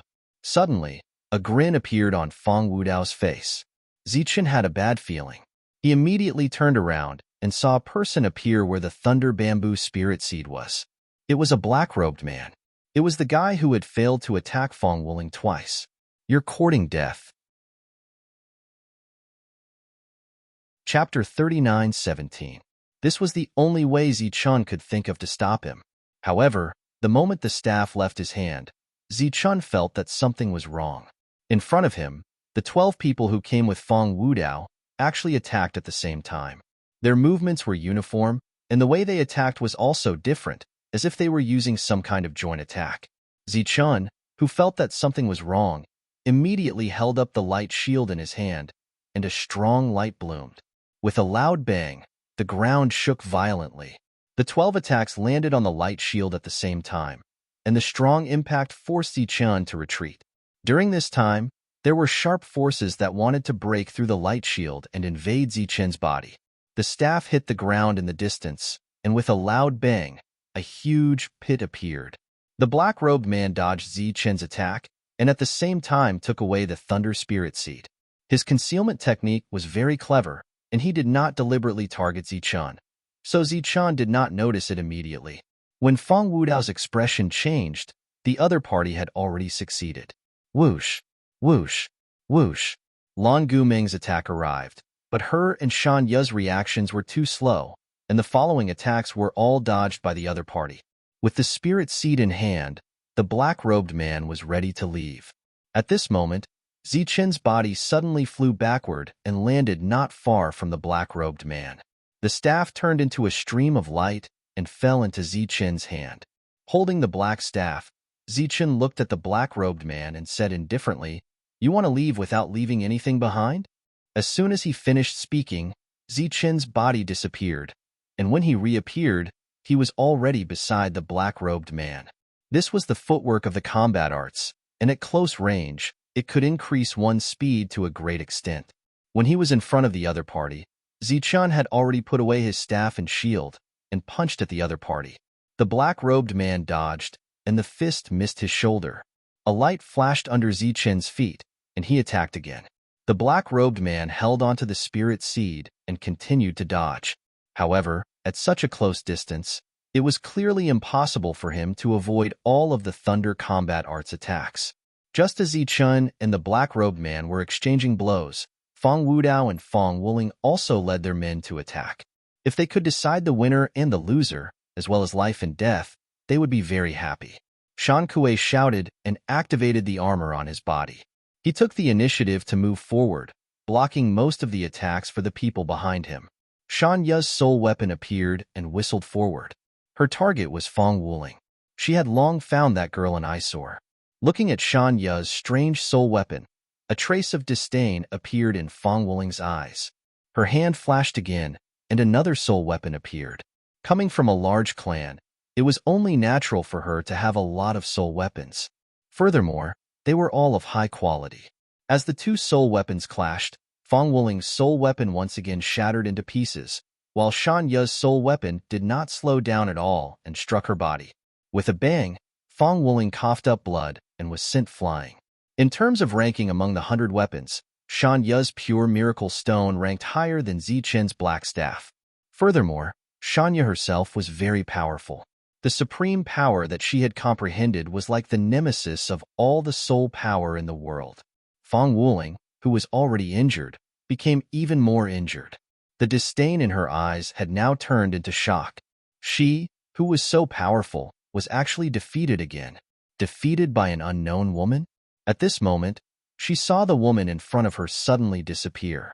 In the next moment, a soft sound came from the side. It was the subordinate she had brought, his head separated from his body. Shanya stood behind the subordinate, a unique soul light flickering on her body.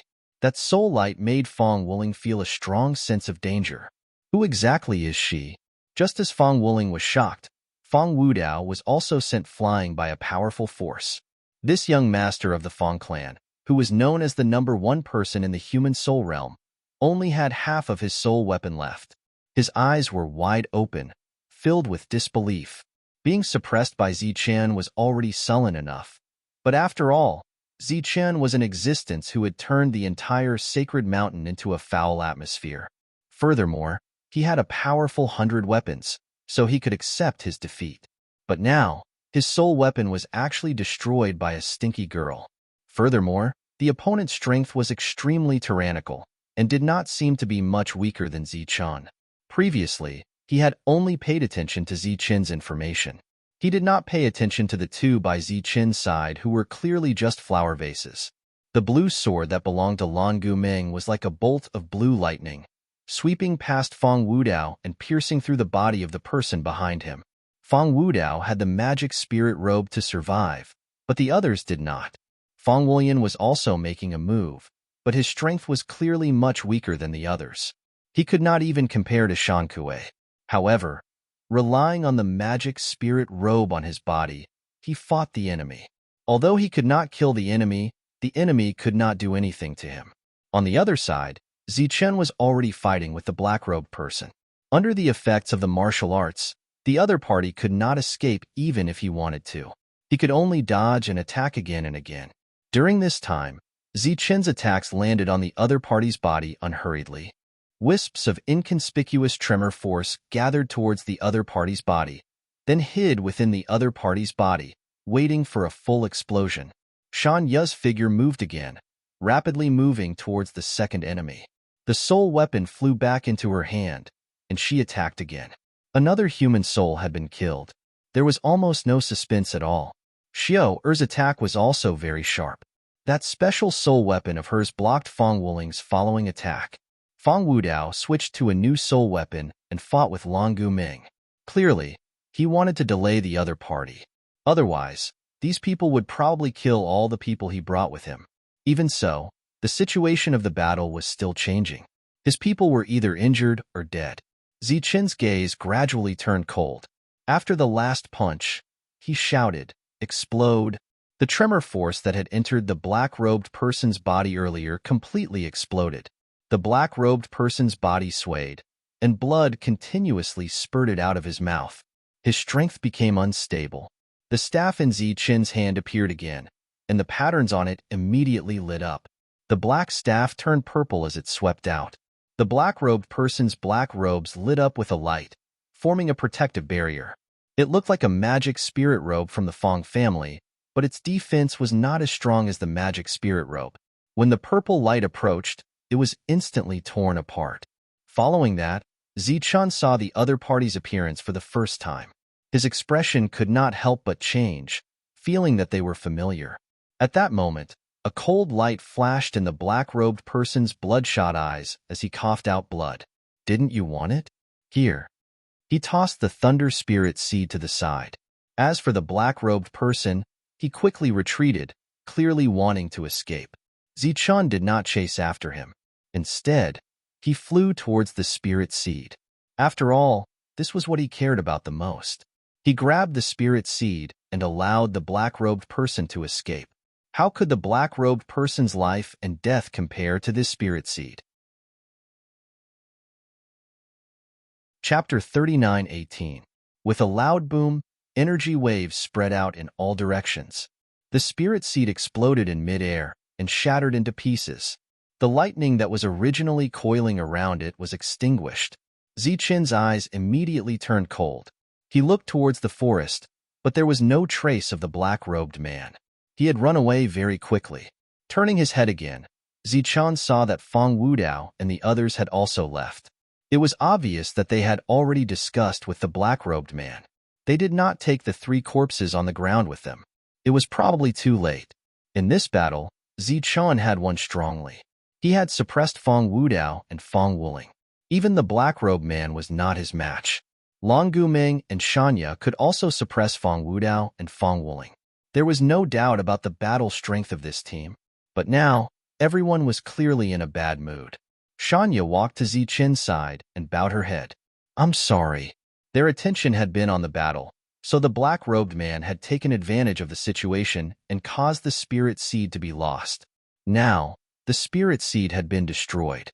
They had missed such a great opportunity. The depressed Zichun turned to look at Shanya. She lowered her head in shame. The others were also very ashamed and regretful. Zichun smiled. "What nonsense are you talking about? It has nothing to do with you. I was careless. I should have known that the other party was hiding in the dark." Although he said so, they still could not let it go, especially Shanya and Long Guming. They knew very well how important the spirit seed was to Zichun. This kind of opportunity is hard to come by. It is indeed a pity that we did not get it. But this is not a bad thing. At least Fong Wudao did not get it, right? Zichun smiled and went forward to pat Shanya's shoulder. "Don't think too much. We still have to go deeper. If you worry too much, it will be dangerous." Shanya nodded. Zichun looked at the many lightning bamboo monsters outside the forest and said with a smile, "It seems that this kind of thing is the most reliable. You guys stay here and recover first. I'll go and get some loot." After the previous battle, Zichun had expended quite a bit of energy. However, as long as he entered the forest, all his energy consumption was nothing to him. He could absorb the lightning around him at any time and use it to recover. No one knew what dangers lurked in the depths, so no one dared to be careless. Even though they had not expended a lot of energy in the previous battle, they were still recovering at this moment, striving to not consume even the slightest bit of energy. Fong Wulian closed his eyes, but he quickly opened them again because he couldn't calm down and because he was too excited. He had originally placed his bet on Zichun because he had no other choice. He did not expect Zichun to be so strong. As for Shanya and Long Guming, these 2 existences, to Fong Wulian, were even more pleasantly surprised. Unexpectedly, their combat strength was also so tyrannical. This time, that dog couple had suffered a great loss here. It must be known that those soul weapons could all be called names, each of them extremely valuable. Yet, they were all destroyed here. After losing so many soul weapons, the 2's combat strength would naturally be affected. This time, he had really made a huge profit. In the following journey into the depths, he was also full of confidence. After a quarter of an hour, Zichun returned from the forest. Apart from his gains, he had also recovered his energy consumption. He arrived in front of the 3 dead human soul realm experts and crouched down to search their bodies, obtaining their gains. To be able to reach this place, killing along the way, Their gains were indeed not small. However, the lightning bamboo that Zichun cared about the most was not much in quantity. Lan Guming and the others had already recovered and were in peak condition. Zichun said, "Let's continue." As before, Zichun led the way in front, while the others conserved their strength and followed behind. In the bamboo forest, Fong Wudao's expression was extremely unsightly. Beside him, Fong Wuling was also silent. With 3 dead, there were still 9 people fighting with the surrounding lightning bamboo monsters. The black-robed man who had fled earlier had also joined up with them. He had fought Zichun head-on, and his black robe had been completely destroyed, causing him to be injured. However, at this moment, his injuries had completely healed, and his recovery speed was even faster than Fong Wudao's. That human called Zichun is very strong. If we didn't use the spirit seed to attract his attention, none of us would have been able to leave. The black-robed man was the first to break the silence. It seemed that even he felt that the previous method was not appropriate, so he found an excuse for himself. Fong Wudao, who was already in a bad mood, heard this and his expression became even more gloomy. He said with some dissatisfaction, "Then there's no need to destroy it. Even if Zichun takes it away, as long as we kill Zichun afterwards, the spirit seed will naturally be taken away." Hearing Fong Wudao's dissatisfaction, the black-robed man said, "Who's going to kill? Are you going to kill him, or me? If you and I had the strength, would we have run away in such a sorry state?" "I can." At this moment, an indifferent voice suddenly sounded, "Luo Qin, you were reckless this time." Another black-robed man appeared from the darkness. After the other party appeared, the black-robed man called Luo Qin's expression changed. Fong Wudao and Fong Wuling both clasped their fists towards the other party. "You failed twice, and even destroyed the spirit seed this time. Luo Qin, you've really disappointed me," the black-robed man said with dissatisfaction. Luo Qin clasped his fists and said, "I was careless. I didn't think of this problem. My original intention was that if we couldn't get it, we definitely couldn't let anyone else get it. This is the importance of foresight. Without foresight, how can you be a qualified leader?" The black-robed man's gaze looked towards the depths. "We're about to reach our destination. You guys open a path for me. I'll go and see what's going on." Seeing that the other party no longer pursued the matter, Luo Qin immediately nodded and clasped his fists again. The black-robed man looked at Fong Wudao and said, "I'll leave the rest to you. Don't worry. This time, I'll definitely bring back the Fong clan's heritage." Fong Wudao's eyes flashed with light. "After we return, the Fong clan will be under my control." The black-robed man emphasized, "Not you, but us." After about 10 miles, one giant lightning bamboo monster after another appeared in their field of vision. These were all king-level existences guarding this area. "It's here. Open a path for me." The black-robed man looked ahead and said indifferently. With Fong Wudao as the leader, the group immediately attacked. Powerful energy surged, and a huge crack appeared between the lightning bamboo monster kings. This crack seemed to shatter the void, leading to another space. Shua. The black-robed man's figure flashed and disappeared. In another direction, Zichun, who was also moving forward, also arrived at this area. Seeing the lightning bamboo monster kings blocking the way, Zichun's eyes lit up. To others, this was a powerful enemy, but to him, this was an unlimited resource. Chapter 39:19. Boom. Above the light shield, a bright light blossomed. Zichun blocked the lightning that was descending from the sky. Then, the staff in his hand shone brightly. A ray of purple light soared into the sky and shot toward the lightning bamboo monster kings. Previously, Zichun had encountered one, but he had only used 3 staff strikes to kill it.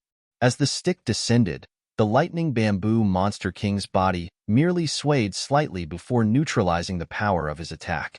How is this possible? Zichun's expression changed. Wasn't this defense a bit too strong?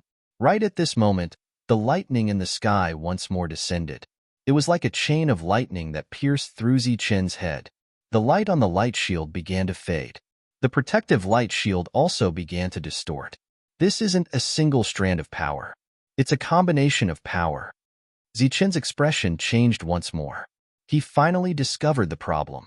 Just like Feng Wudao's 12 subordinates, their power could be combined. Zichen borrowed the force to retreat. At the same time, he carefully looked ahead. He saw that the lightning bamboo monster kings were standing side by side. They seemed to have formed a circle, protecting something. Could it be that the secret of the bamboo sea world lies in here? Zichen had such a guess. Everyone, let's work together and see what's inside, Zichen ordered. Then, holding his staff, he once more advanced. At the same time, Long Guming and the others also used powerful attacks.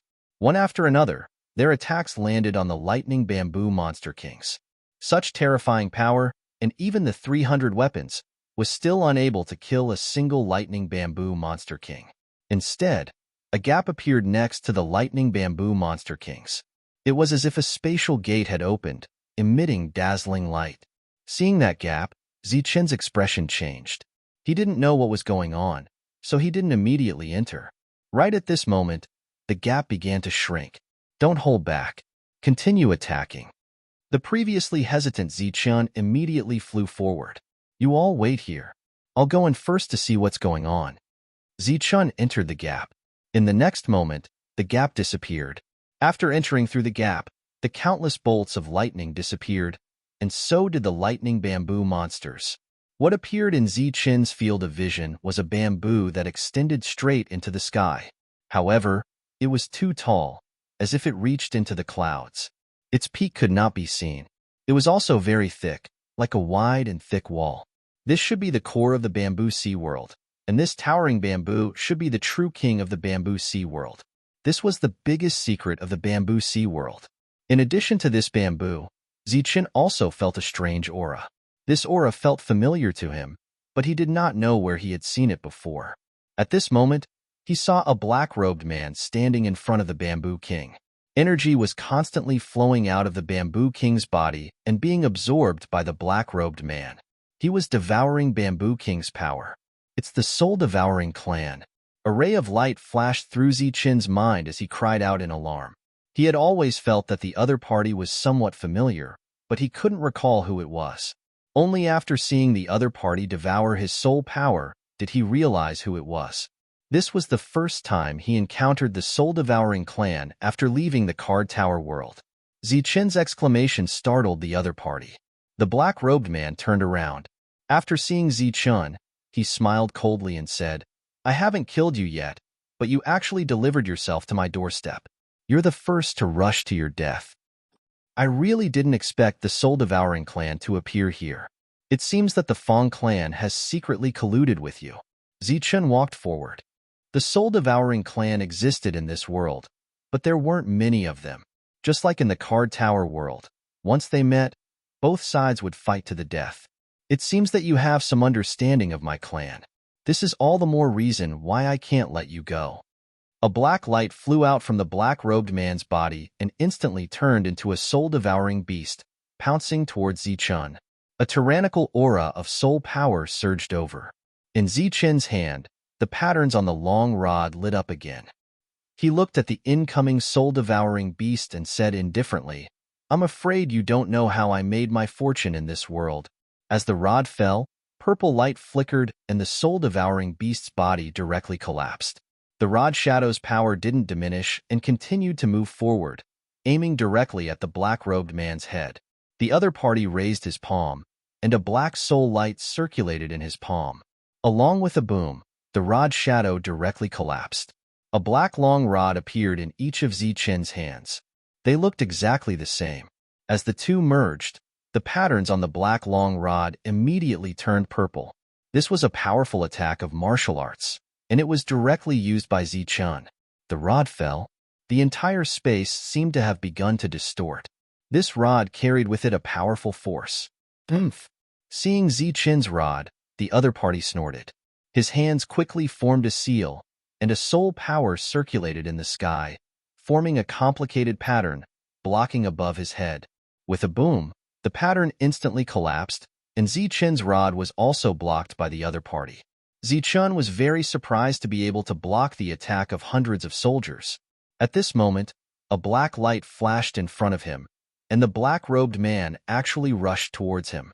This made Zichun very surprised, but he was also very happy. He was even more unafraid of close combat. Therefore, his figure flashed and rushed forward. The two of them collided. Zichun's fist hit the other party's chest, and the black-robed man's fist also landed in between Zichun's eyebrows. This was a strong collision, and the two of them flew back more than 10 feet. Zichun shook his head. The power wasn't weak, and his head was a little dizzy. Looking at the black-robed man in front of him, he directly took his punch and didn't fall. Obviously, the other party's physical body wasn't weak either. Therefore, they continued. The two of them were like two meteorites, and once again collided. Powerful shockwaves spread in all directions, but they were still intact. After two collisions, Zichun had a better understanding of the black-robed man's power. Therefore, he smiled, and his eyes lit up. It was the light of a hunter who saw a prey. Zichun's physical body was so strong, and after mastering combat skills, there weren't many who dared to fight him head-on. This was a rare opponent. Therefore, the two of them continued to exchange blows. Sometimes, Zichun would punch the other party's temple, and the black-robed man would roll on the ground. After the other party got up, he would kick Zichun, who was rushing towards him, away. They were truly evenly matched. At the very least, that was the case for the moment. Just like this, the two of them exchanged blows until they were both panting, and their strength was not small. Zichun looked at the black-robed man in front of him and smiled faintly. Your strength is not bad, and your physical body isn't weak either. Fighting with you is quite enjoyable, but this is the end. Zichun snapped his fingers. Explode. Chapter 39:20. The black-robed man began to cough up blood. The power in his body became extremely unstable, and his aura weakened. However, he did not die, which showed how tenacious his vitality was. Zichun smiled. The tremor fighting technique did not disappoint him.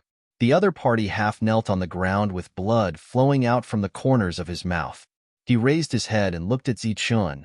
What a strange method. I clearly noticed it earlier, but I didn't expect to still fall for it. Zichun said, It's not a loss for you to die in my hands. There aren't many people in the human soul realm who can fight with me like this. Is that so? The black-robed man suddenly laughed, and his eyes were somewhat inexplicable. I should be the one saying that. You're the first human soul realm to make me vomit so much blood, and you should also be the last. The black-robed man stood up, and at the same time, a devouring power appeared on his body. Behind him, a pure soul power immediately flew out from the Bamboo King's body. The soul power entered the other party's body, and the previously unstable power gradually stabilized. His injuries were also recovering, and his consumption was also recovering.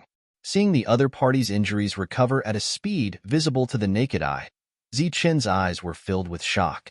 The black-robed man smiled. Since you know that I'm from the soul-devouring clan, you should know of our soul-devouring divine ability. Under such circumstances, I'm invincible. Zichun's expression changed, and he was extremely shocked. He did not know that the soul-devouring clan had such a divine ability. He only knew that those soul-devouring beasts could devour the lives of humans, but he did not know that they could even devour the lives of plants. This was troublesome.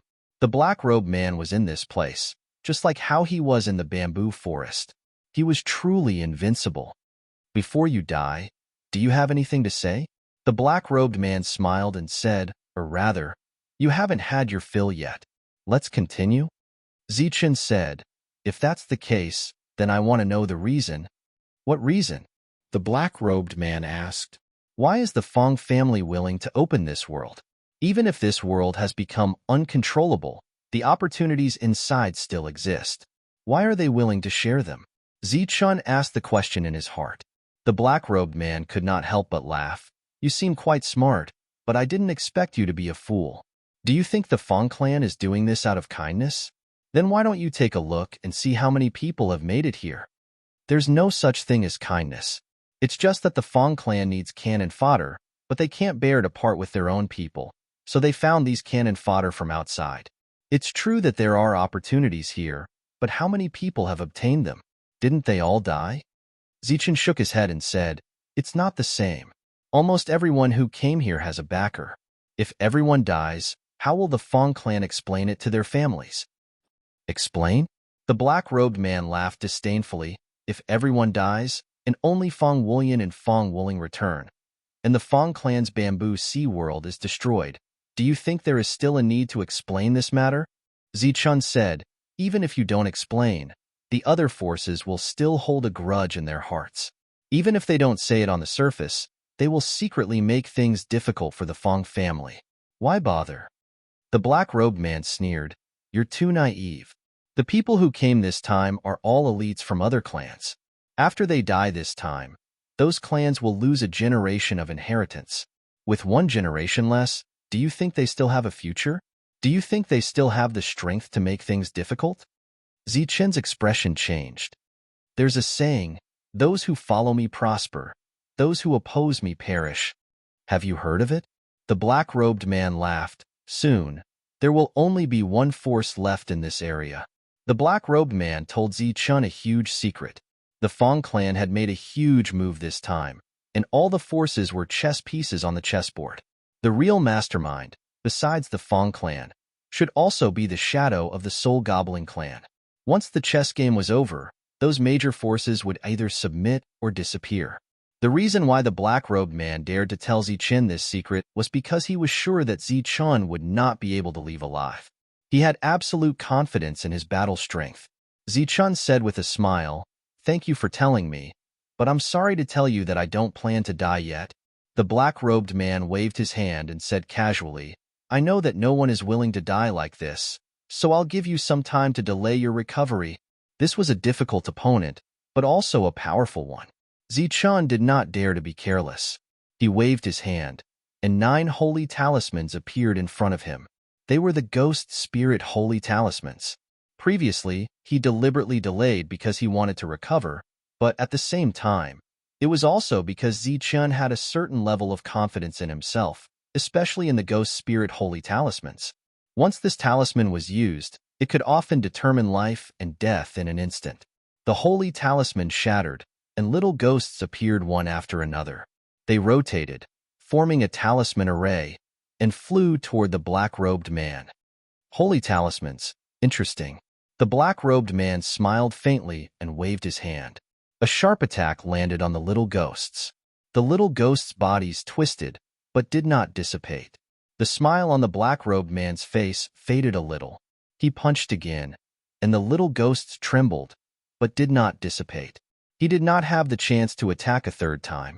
The little ghosts had entered his sea of consciousness. The black-robed man's face changed greatly. Zichen's voice suddenly sounded in the black-robed man's ear.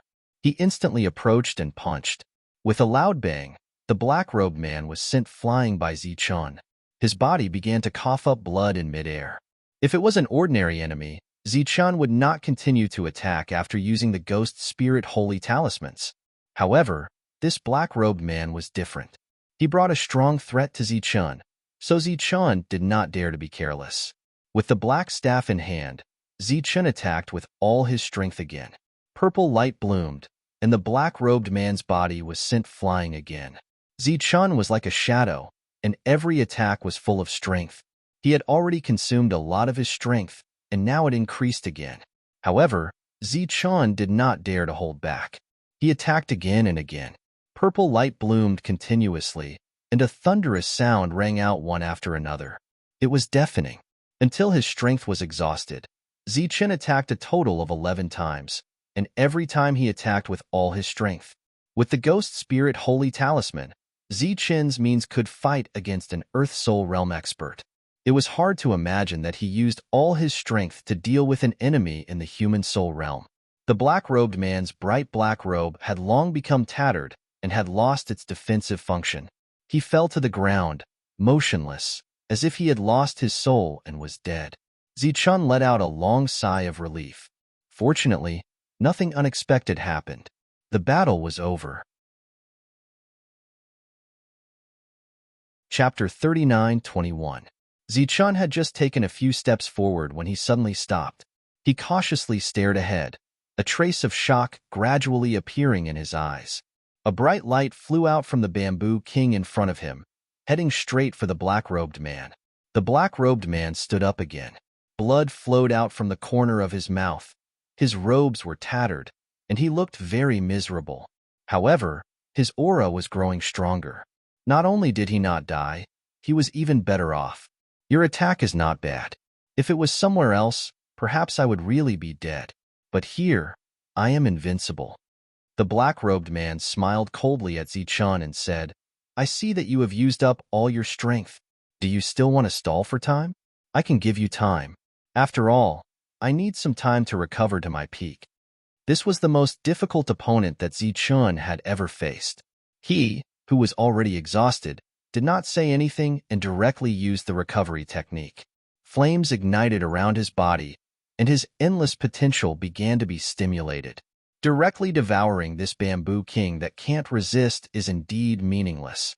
I'll just use you as an appetizer. After killing you, I'll eat it.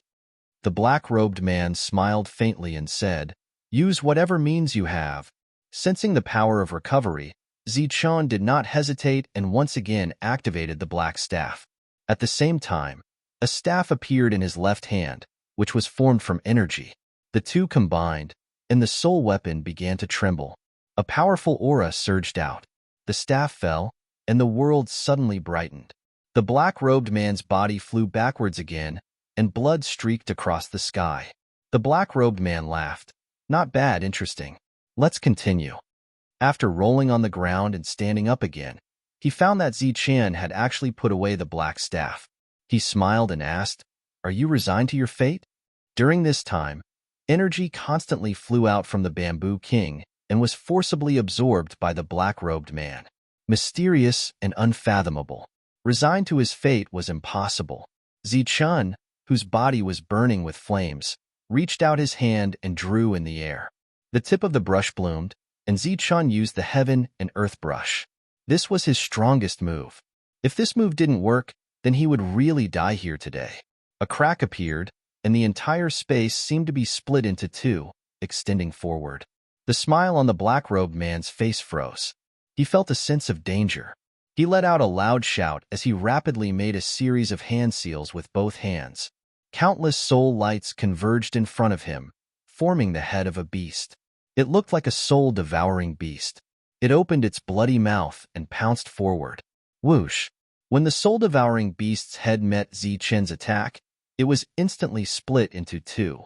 Then, the light continued forward and swept past the black-robed man's body. Boundless black light suddenly erupted from the other party's body. However, the other party's body did not split into two as Zichun had expected. Zichun's expression changed. He had actually failed. He took a step forward, and the earth trembled. Another stroke descended. He clearly felt that this stroke was strenuous. The power that had just been restored by the recovery technique was once again consumed by him. Another stroke was drawn forward. The power was slightly weaker than the previous one, but it was still terrifying.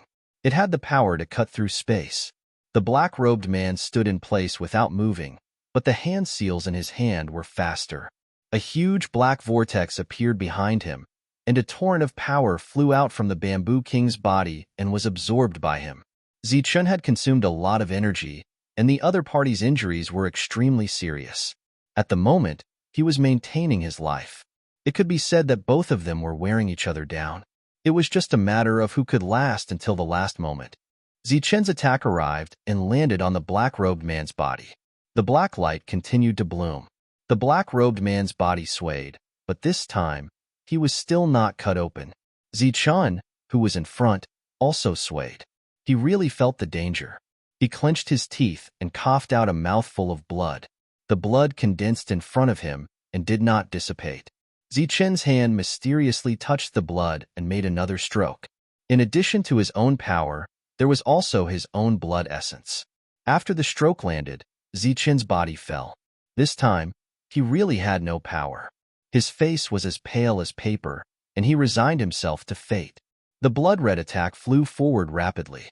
The black-robed man, who was also unstable, laughed loudly when he saw Zichun fall. It seems that the one who will die is still you. He was confident that he could block the power of Zichun's stroke. Moreover, he was full of confidence. The hand seals in his hand flew up again, and the speed at which he devoured the Bamboo King's energy became even faster. The blood-red stroke approached. The black-robed man's complacent laughter resounded through the entire space. Zichun was already in despair. Suddenly, the black-robed man's laughter came to an abrupt end. The blood-red stroke directly pierced through his body. It was split into two. The weak and despairing Zichun widened his eyes as he looked in front of him in disbelief. The moment his attack landed, he saw the energy surging out of the Bamboo King's body suddenly stop. After losing the supply of energy, the black-robed man was no longer able to maintain his life in danger. Therefore, he was no longer able to block Zichun's attack. Zichun was stunned. He did not know what was going on. The black-robed man slowly turned his body. He did not dare to make the slightest movement because he was worried that his body would be split into two. "It's you, you bastard. You still have consciousness?" the black-robed man said. However, he no longer had the strength to shout loudly. His life force was fading away, and death was imminent. A face appeared on the Bamboo King's body. It glanced at the black-robed man and said, "I still have a trace of consciousness left. I can't stop your devouring, but I can stop it for a moment." You bastard." The black-robed man's facial features began to distort. He was extremely furious, but his voice was still weak and powerless. This was like the straw that broke the camel's back. It was fine as long as it came in time. At this moment, the black-robed man's anger was like a torrential wave. However, it was useless. In his current state, he was no longer able to devour the Bamboo King's power. Although the Bamboo King was unable to affect him, he clearly did not want to die here. He planned to escape. After all, he was from the soul-devouring clan. As long as his soul was not destroyed, he would be able to be reborn. Right at this moment, he heard a sharp whistling sound coming from behind him. When he turned his head, he saw a ray of light arriving before him. It was Zichun's sacred talisman brush. He directly threw it out. The tip of the brush was like an arrow. It directly pierced into the black-robed man's forehead. His soul that did not have time to escape dissipated. The brush mysteriously pierced into his forehead. The black-robed man's body fell backwards. When he landed, his body separated. He was dead.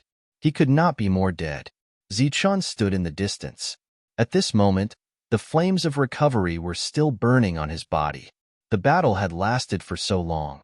Although he had won, it was only by luck.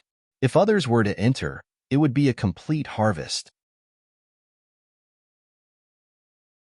Chapter 39:22. I have already sealed this place. You don't have to be nervous. No one can enter. At this moment, Bamboo King's voice sounded. It had already sensed the abnormality in Zichun's body. Zichun looked at Bamboo King and said weakly, "Thank you for saving my life. If it wasn't for the other party's timely action, Zichun would have really died."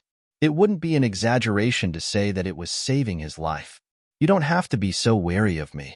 I have already reached the critical moment of evolution and don't have the strength to make a move. Otherwise, the two of you wouldn't have been able to make it here." Bamboo King said again with a very sincere attitude. "Evolution?" Zichun looked at Bamboo King. "Are you evolving?" "Sort of." Bamboo King sighed, but there was too much helplessness in its tone. Zichun also fell silent. The flames around his body were still burning, but this time, he didn't overdraw his potential because it would cause great damage to his body. The other party didn't have killing intent, at least not yet. "I want to evolve, but they won't allow it. They even want to kill me." As if to show its sincerity, Bamboo King took the initiative to explain. Zichun asked, "The they you're talking about are from the Fong family?" "Yes." "They know of your existence?" "Yes." This made Zichun even more surprised. Since they know of your existence, then your evolution is naturally a good thing for them. Why would they stop you from evolving? Evolving would make one stronger, and for this world, the benefits would naturally be greater. This was the foundation of the Fong family, so logically speaking, they shouldn't stop it. Bamboo King said, "Because in order to evolve, I need to take back all my power, and all the life forms in the periphery will wither. This world will become desolate, and not a single blade of grass will grow. Only when I successfully evolve can everything come back to life." It's just that they used some unknown method to seal me here, making it impossible for me to control those life forms. Moreover, in this place, I can't take back all my power, so I can't evolve. That human who can devour life forms came in to devour my power. This was the reason why Bamboo King was willing to help Zichun, because compared to the black-robed man, Zichun at least didn't show any intention of destroying it. Most importantly, Zichun didn't know how to devour, so he wasn't that dangerous. At this moment, Zichun seemed to have understood the Fang clan's intention. They sent so many cannon fodders here to die while their goal was to obtain the fortune in the depths. The Bamboo Monarch was clearly one of them. Once the Bamboo King was killed, the green bamboos in the periphery would be completely preserved. Although this was like killing the goose that laid the golden eggs, it was still better than the entire world withering and not a single blade of grass growing. I saved you this time because I hope that you can help me with something, or rather, promise me something, Bamboo King said again as he looked at the silent Zichun. What is it? Zichun asked. The Bamboo King said, Take me away from here. Take you away? Zichun glanced around.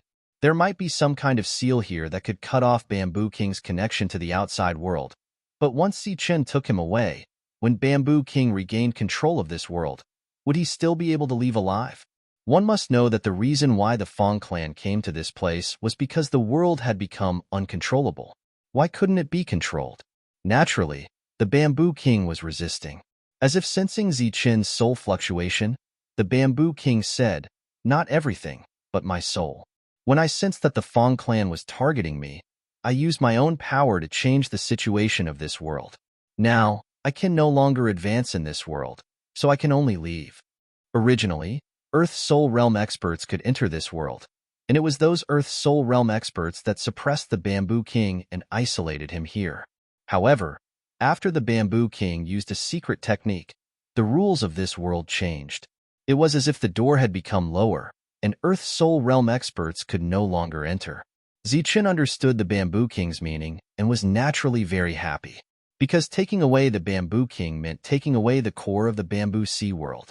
After a few years, he would definitely be able to cultivate a second Bamboo Sea world. Previously, he had lost the Lightning Soul Seed, but now, Zichun had obtained the core of the Bamboo Sea world. However, before that, there were some things that Zichun had to make clear. My name is Zichun, and I am not a person of this world. When I take you away, I will only bring you to my world. There, I will give you a similar place, allowing you to grow without any disturbances. The Bamboo King asked, Is your world very far from here? You can say that. Zichun said, However, if you are willing to stay in this world, I can promise you that.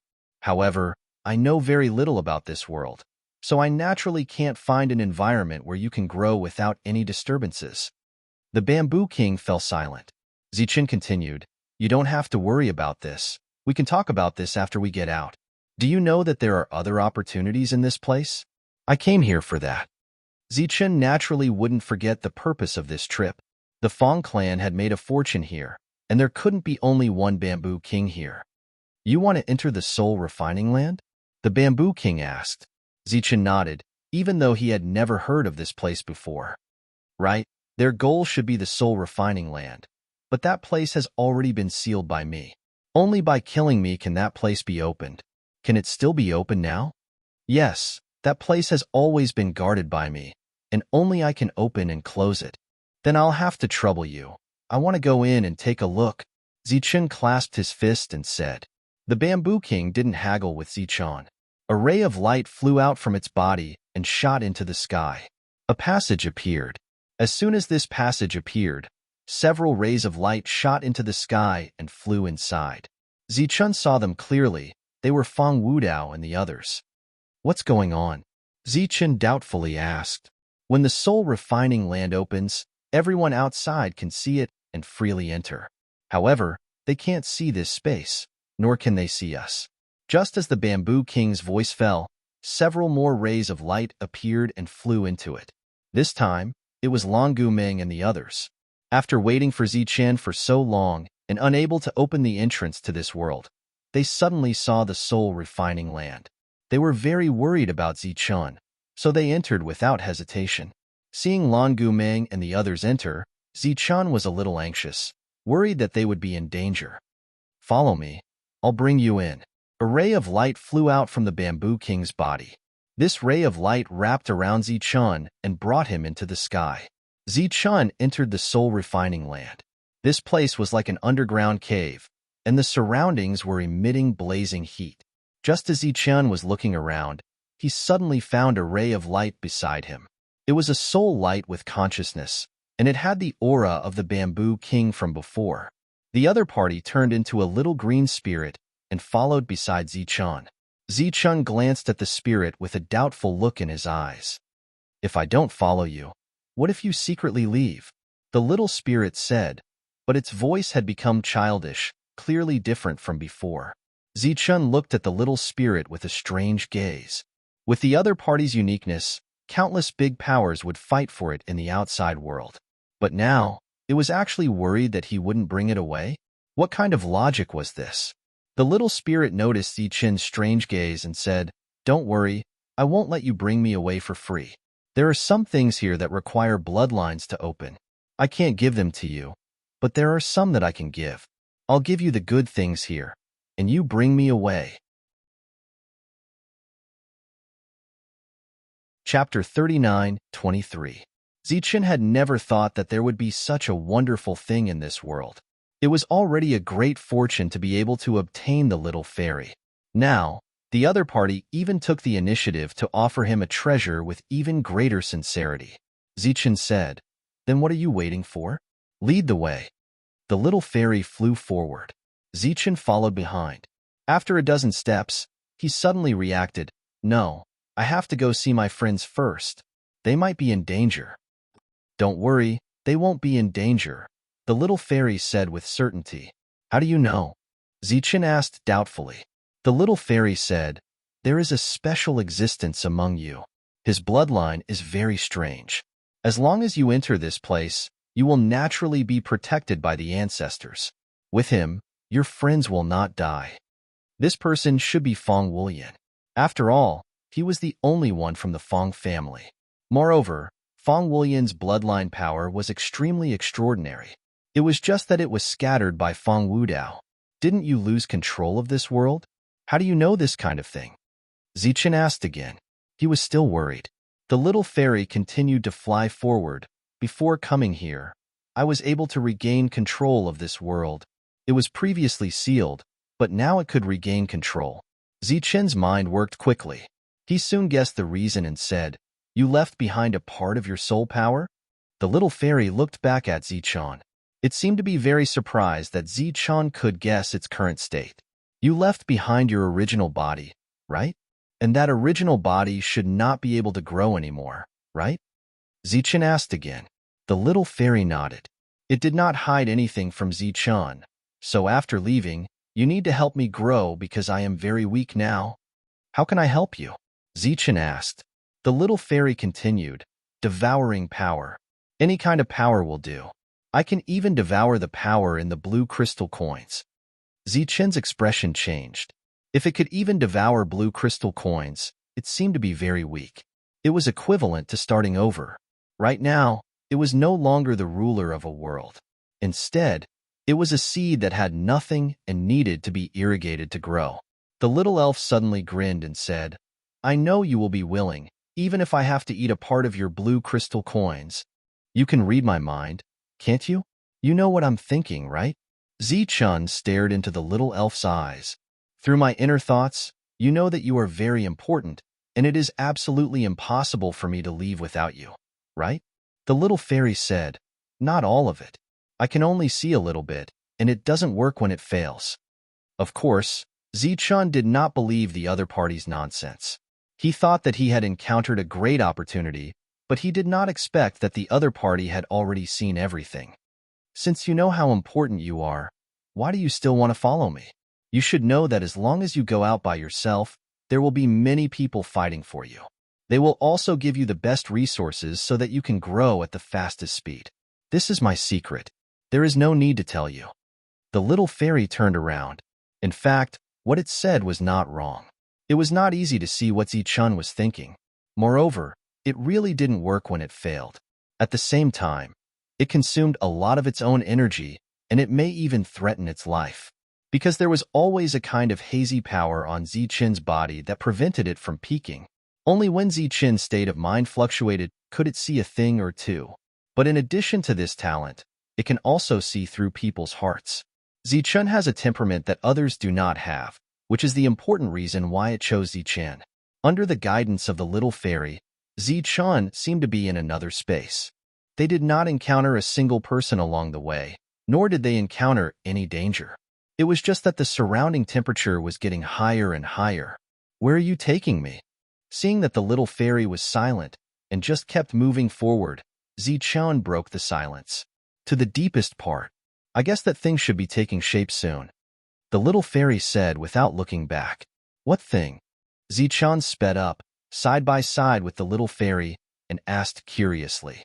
"A spirit robe that has been refined 3 times," the little fairy said while flying. Back then, the ancestor of the Fong family had gone through the first human refinement. After the spirit robe took shape, it was placed in the earth fire for the earth refinement. After the success, it was the heavenly refinement. It should have succeeded by now. "How long has it been refined?" Zichen asked again. "I can't remember clearly. It should be 9 generations. The little fairy said. "What does 9 generations mean?" 9 generations of patriarchs.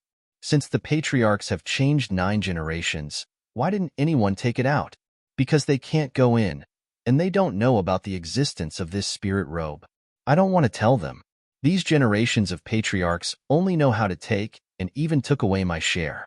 They have long forgotten the original promise and didn't give me any room to grow. Why should I tell them?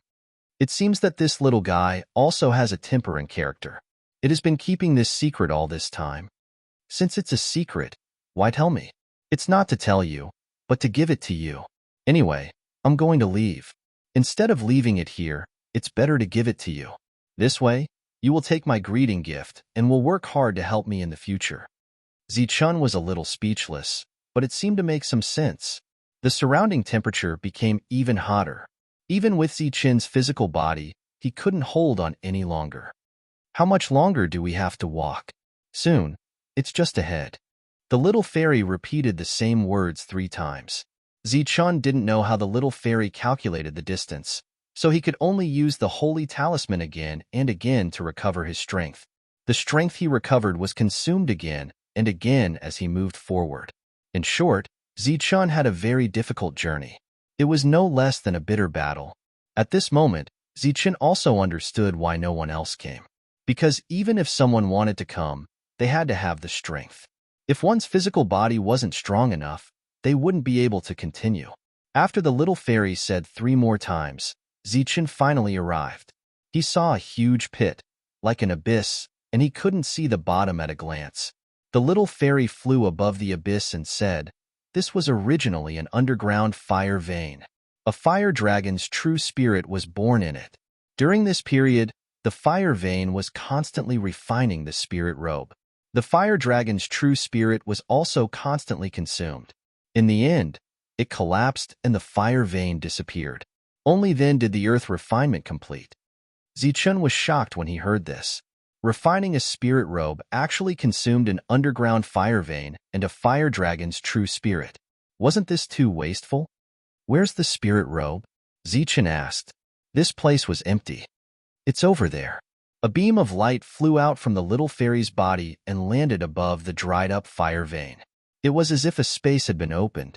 Amidst the ripples, Zichen saw a ball of heavenly fire falling from the sky like a burning meteorite. The surrounding temperature suddenly rose. Zichen felt as if his body was about to collapse. Below the flame, a spirit bamboo took root in the void, emitting a green light and swaying gently. Chapter 39:24. Under Zichen's gaze, the powerful and terrifying heavenly fire landed on the spirit bamboo. The faint green light on the spirit bamboo turned into a glaring flame. The surrounding temperature rose again. Even Zichen's body felt like it could collapse at any time. However, the green bamboo that took root in the void was intact. Soon, a green light bloomed and absorbed the heavenly fire. After the flame disappeared, The green light on its body seemed to be brighter. Is this the spirit robe? Zichen asked doubtfully. No matter how he looked at it, it was just a bamboo. It had nothing to do with the spirit robe. The fairy's expression suddenly became serious. It was not as optimistic as before. We're late. It seems to have given birth to its own intelligence. This is troublesome. Isn't that a good thing? Zichen asked. Originally, with my authority, I could take it away directly. But now that it has its own intelligence and will, I can't do anything about it. It was like a dead object. Originally, it could be taken away at will. Suddenly, it had its own consciousness and emotions. Naturally, it would have its own thoughts and would not be manipulated by others. The fairy looked back at Zichen. You can try. Whether you can take it away or not depends on your luck. Zichen looked at the spirit bamboo in front of him. His expression also became serious. In this place, his body could collapse at any time. It was not easy to get the other party's approval. Moreover, there should only be one chance. As for recovering here and reaching his peak, it was impossible. Because every moment he stayed here, the consumption would increase. The speed of recovery was far from keeping up with the consumption. If he stayed any longer, his body would collapse before he could get the spirit robe. Moreover, he did not know when the heavenly fire would appear. Even if Zichen was at his peak, he dared not say that he could block the heavenly fire. The fairy looked at Zichen helplessly. Originally, it wanted to give him a greeting gift. Who knew that it would turn out like this? It's very dangerous to take the spirit robe. You must do it before the heavenly fire arrives.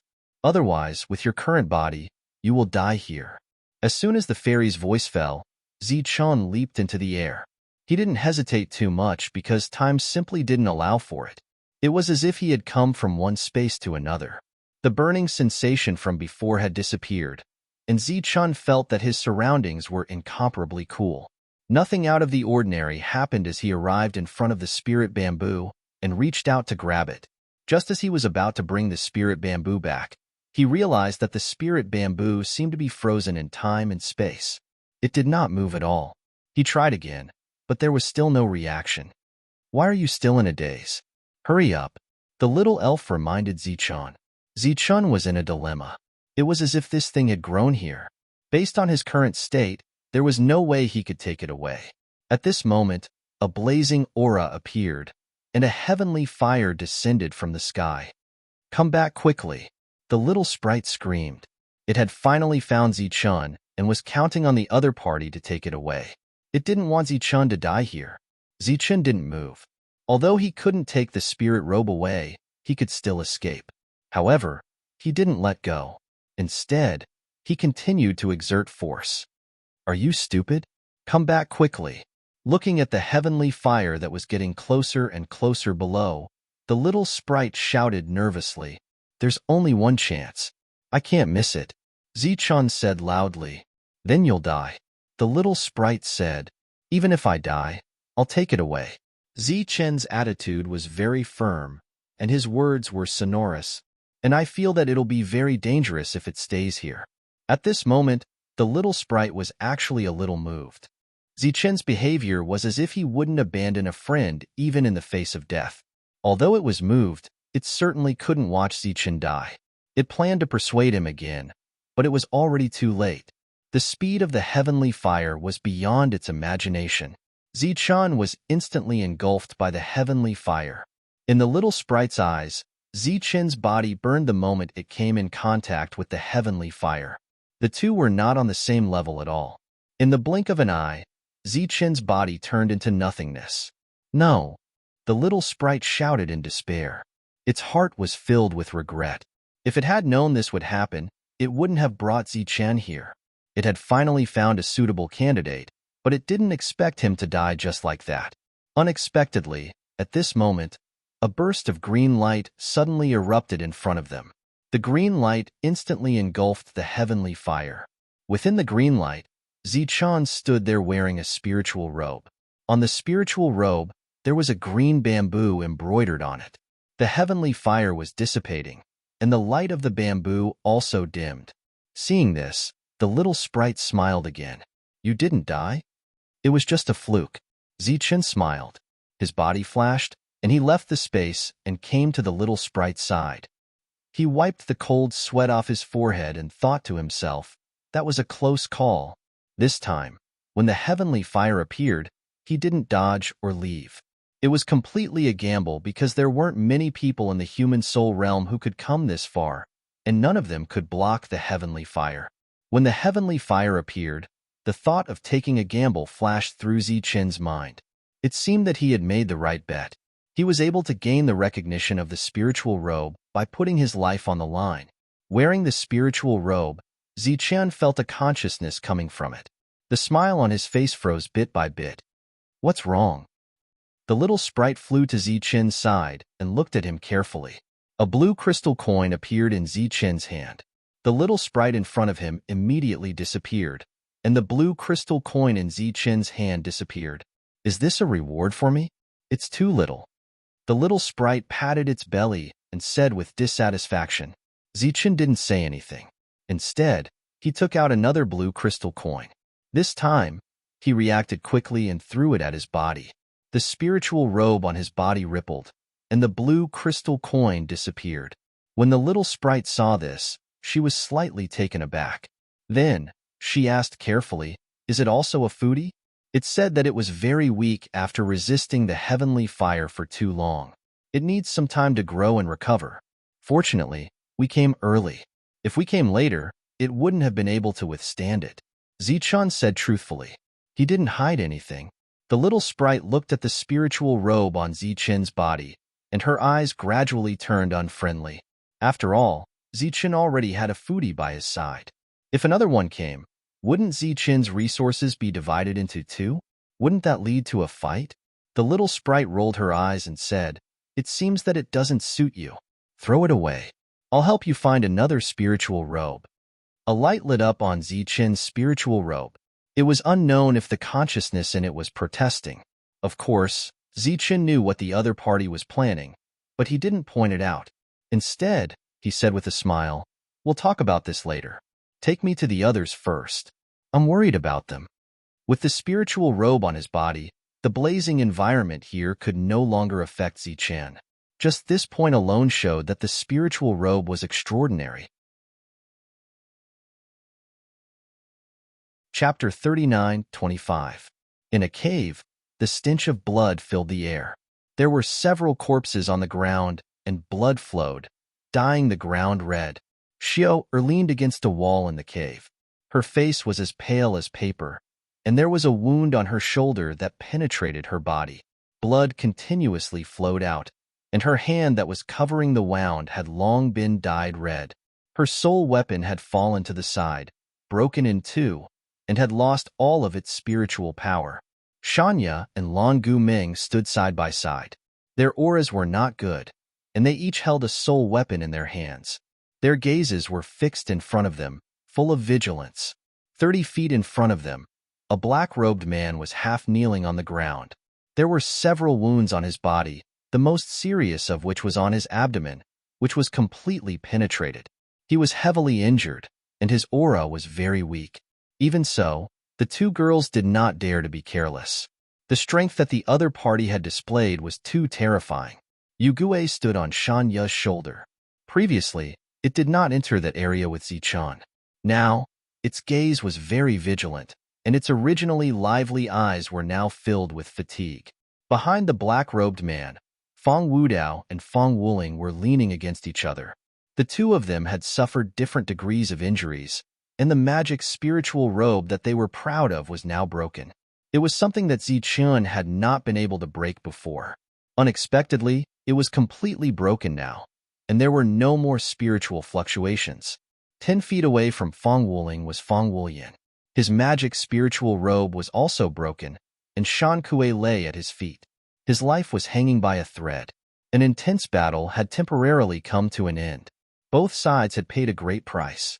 Relatively speaking, Feng Wulian's side did not lose a single person and was considered to be in a better situation. Moreover, the one who benefited was Feng Wulian. In the end, he was the one who obtained the ancestral blood. No matter how well prepared you are, what's mine is mine. It will always be mine. No matter what schemes you have, You will never be able to take it away. At this moment, Fong Wulian's body was emitting rays of green light. These green lights gradually surged with a terrifying aura. It was the drop of green ancestral blood from before that was gradually showing its effect. Fong Wuling looked at this scene, and his eyes were filled with hatred. You bastard! What right do you have to be recognized by the ancestral blood? Why? Of course, it's because of my bloodline talent. Fong Wulian laughed viciously as he walked towards Fong Wuling. I was originally the one closest to the ancestral bloodline. It's all because of you bitches. You killed my mother and took away my bloodline. I thought you were just jealous and destroyed my bloodline. I didn't expect you to be so insidious and secretly extract my bloodline and refine it. Fong Wulian walked closer and kicked Fong Wuling far away. You damned bitch. Isn't the reason why your talent is so high because you refined my innate bloodline? Fong Wuling crashed into the wall and coughed up blood. Who do you think you are? You dare to taint my Fong clan's fortune?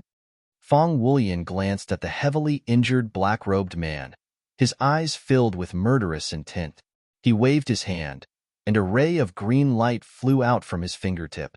With a puff, this injured and weak, soul-devouring clans member was beheaded. There was no bamboo forest here, so he didn't have invincible battle prowess. Are you crazy?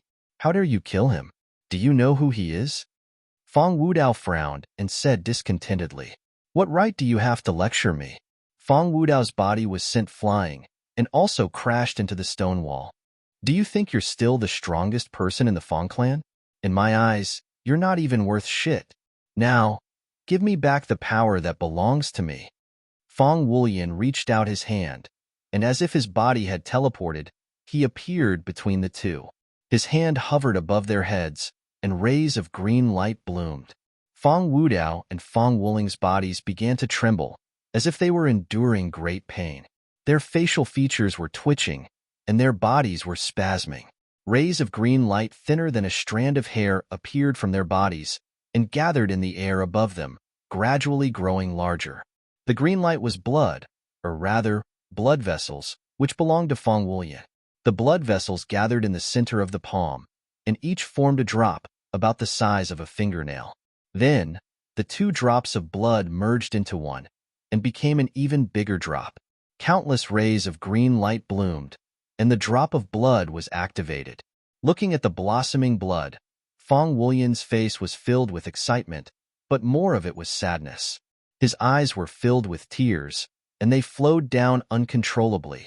Mother, do you see this? My power is back. His body began to tremble, and he was extremely emotional. After his mother's death, he had not shed a single tear. He had always pretended to be a fool in the clan, and played the role of a spoiled brat outside. He abandoned his cultivation and gave up everything just to live. Now, everything was back. His talent was back, and he had the right to cry, but his mother could not come back. Fong Wudao and Fong Wuling looked at Fong Wulian in shock. The power of the blood vessels that had stayed in their bodies for many years had helped them grow rapidly, but it had never been this powerful. They had never expected it to awaken in Fong Wulian's hands. The power of the blood vessels merged into Fong Wulian's forehead, and a powerful aura surged out, and countless rays of green light lit up the surroundings. At this moment, Fong Wulian felt complete. His soul was complete, and his flesh and blood vessels were complete. His physique began to change, and his power also became purer under the stimulation of the blood vessels. Compared to the powerful Fong Wulian, the current Fong Wuling and Fong Wudao were incomparably weak. After Fong Wulian took away his own power, it was as if he had taken away their power as well. The strange phenomenon did not dissipate for a long time, and the green light in the cave continued to fade. Everyone's feelings were extremely complicated. Xiao whose wounds were no longer bleeding, smiled. It seemed that the heavens were still fair and would not let a person suffer all the time. They would always give him something in return. Lan Gumeng and Shanya were still expressionless. The strange phenomenon disappeared, and Fong Wulian lowered his head to look at the two people on the ground and said, Actually, I really wanted to show you how great my future achievements are. But I'm sorry, the two of you can't live, because too many people have died. If the Fang clan does not lose a few important people, we will not be able to suppress the anger of those forces. You want to kill us, but we are your family, Fang Wuling said, and there was fear in his eyes. Family? Fang Wulian laughed sarcastically. Have you forgotten? Every time I say the word sister, you will speak ill of me? In your eyes, how am I family? I'm obviously worse than a dog. As his words fell, Fang Wulian made his move. There was a hole in the middle of Fang Wuling's forehead, and a ray of soul light flew out of Fang Wudao's body and flew out of the cave. Fang Wulian, I will. Chapter 39:26. Looking at the figure in front of him, Fang Wudao, who was left with only his soul, immediately changed his expression. His body paused slightly, and his face was filled with disbelief. In their plan, the soul refining land would only open after the Bamboo King died. Now that this area had opened, could it be that the Bamboo King was not dead? And there could only be one person who could kill the Bamboo King. Why was Zichun standing here? What about the invincible Soul Devourer clan? Fang Wudao had all kinds of doubts in his heart. He dared to abandon his body and escape because he wanted to find the invincible Soul Devourer clan. As long as he was here, Fang Wulian and everyone here would die. However, Zichun blocked the door, and his plan fell through. A beam of green light came from behind and pierced through his soul. Before he died, he let out an unwilling scream. The green light around Fang Wulian retracted. He looked at Zichun at the door and asked, "How long have you been here?" "Not long," said Zichun. Fang Wulian sighed. "I've made a fool of myself in front of you." Zichun smiled and did not say anything. In fact, if it were him, he might not have done as well as Fang Wulian. If he did not vent his years of suppression, there would be problems. He might even go to the other extreme. Seeing Zichun, Lan Guming and Shanya breathed a sigh of relief. Yu Gue jumped onto Zichun's shoulder. At this time, the few of them did not see the abnormality of Zichun's spirit robe because it could change. Zichun looked at Xiao. She was not in a good condition and was healing herself. He looked at Shankue. His breathing was weak, but as long as he had a breath, he would not die.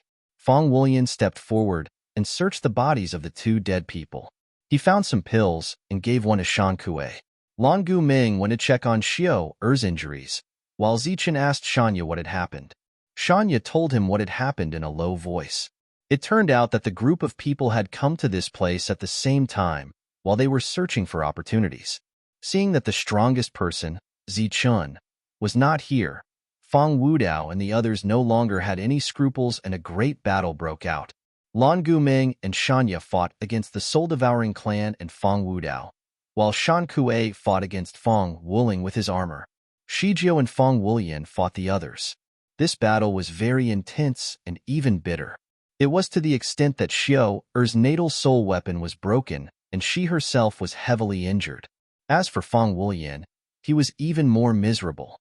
If it wasn't for Xiao blocking the sword for him at the critical moment, and if he hadn't obtained the approval of the ancestral blood, then even if he had won this battle, it would have been a Pyrrhic victory. Of course, in this battle, Yu Gue also contributed greatly. Without Zichun's presence, it was already very good that they could do this. After learning what had happened, Zichun looked at Shiju again with a strange gaze. One had to know that before coming here, Shiju hated Fang Wulian the most. The two of them would quarrel whenever they met, but now she was willing to block a sword for him. This time, of the thousands of human soul realm cultivators who entered this place, only a few of them survived. It could be said that the loss was great. After waiting for a few hours, Shijiao and Shan Kue woke up one after another. Shijiao's condition was more or less recovered, and her previous wound had also healed. Recovered? Zichun looked at Shijiao and asked. Yes. Shiju nodded, but her expression was a little unnatural. Be careful next time. It's too risky, Zichun said. In fact, he was a little afraid. If something really happened to Shiju here, how would he explain it to the Sea Clan when he returned? Shiju said unhappily, "Don't think too much. I pity him and don't want him to fail in front of Hope." Zichun said with a smile, "Don't worry, I won't think too much." Shiju glared fiercely at Zichun, but in the next moment, She was sad because her natal soul weapon was broken just like that. She went to pick up the soul weapon. She didn't know if there was an expert who could repair it when she returned. Fang Wulian looked at Shijiu's sad appearance and said, "Don't be sad. When we return, I will definitely give you a better one." "Who cares?" Shijiu carefully put away the soul weapon. This soul weapon had accompanied her for a long time, and she had long developed feelings for it. How could she give it up so easily? Unfortunately, Fang Wulian didn't understand this principle. "There's still something waiting for us. Let's go directly," Fang Wulian said. After obtaining the drop of ancestral blood, the memories in the ancestral blood allowed him to understand more about this place. Hearing Fang Wulian's words, Zichen's heart skipped a beat. Could the other party be talking about the spirit robe on his body? Shan Kuei's movement was no longer hindered, and everyone followed Fang Wulian forward. During this time, Zichen's heartbeat was clearly accelerating as he thought about how to explain this matter to Fang Wulian. Lan Guming noticed Zichen's abnormality, and her expression changed. At this moment, a voice sounded in Zichen's sea of consciousness. "Don't worry, he's not talking about this spirit robe. It's something else. I'm the only one who knows the secret of the spirit robe." Hearing the little elf's voice, Zichen was relieved. Sure enough, Fang Wulian changed his path midway, causing Zichen to heave a long sigh of relief. Lan Guming glanced at Zichen and asked, "What's wrong?" "Nothing, I just haven't fully recovered yet," Zichen said. Lan Guming asked, "What did you encounter inside?" Fang Wulian, who was in front, also turned around to look at Zichen. Clearly, he was also very curious. "I saw the Bamboo King here and met an invincible human soul realm expert." Chapter 39:27. Fang Wulian only took away the refining technique and gave the armor to Shan Kuei. As for the magic spirit robe, everyone got one. Zichen also got a set of armor, but he didn't refine it immediately. This trip had come to an end. Originally, it wasn't so simple. Even if you have the power of bloodline, you still need to walk a long way and go through many tests. Obviously, these steps were skipped by the little elf. Or rather, it was completely disappointed in this world and the people of the Fang clan. So it skipped those tests and gave Fang Wulian an opportunity. The passage to leave was in the land of soul refinement.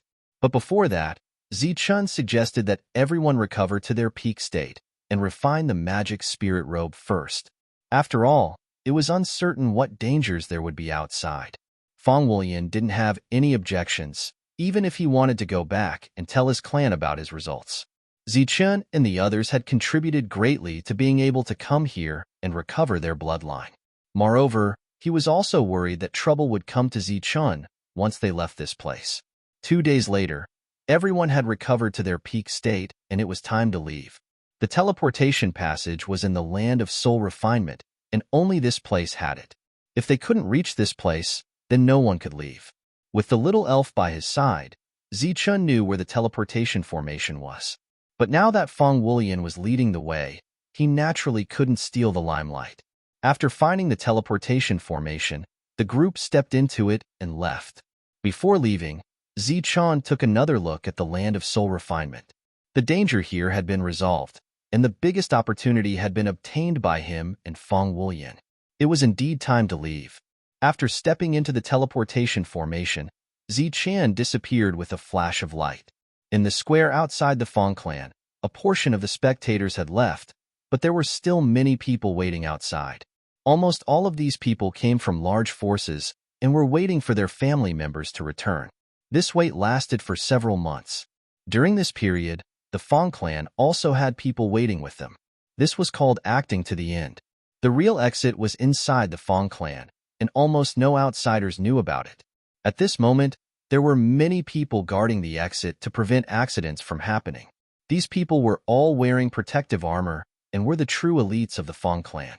They stood there like iron towers, not moving at all, not even blinking their eyes. Not far away, in a pavilion sat a middle-aged man. He was the person in charge of this place, as well as the guide. He was guiding Fang Wudao and Fang Wuling, and at the same time, preventing any accidents from happening. As the true core of the Fang clan, he knew some secrets. For example, Those people outside were destined to return empty-handed. Moreover, the number of people who could return alive this time should not exceed 5. There wouldn't be any accidents, because everything had been precisely calculated.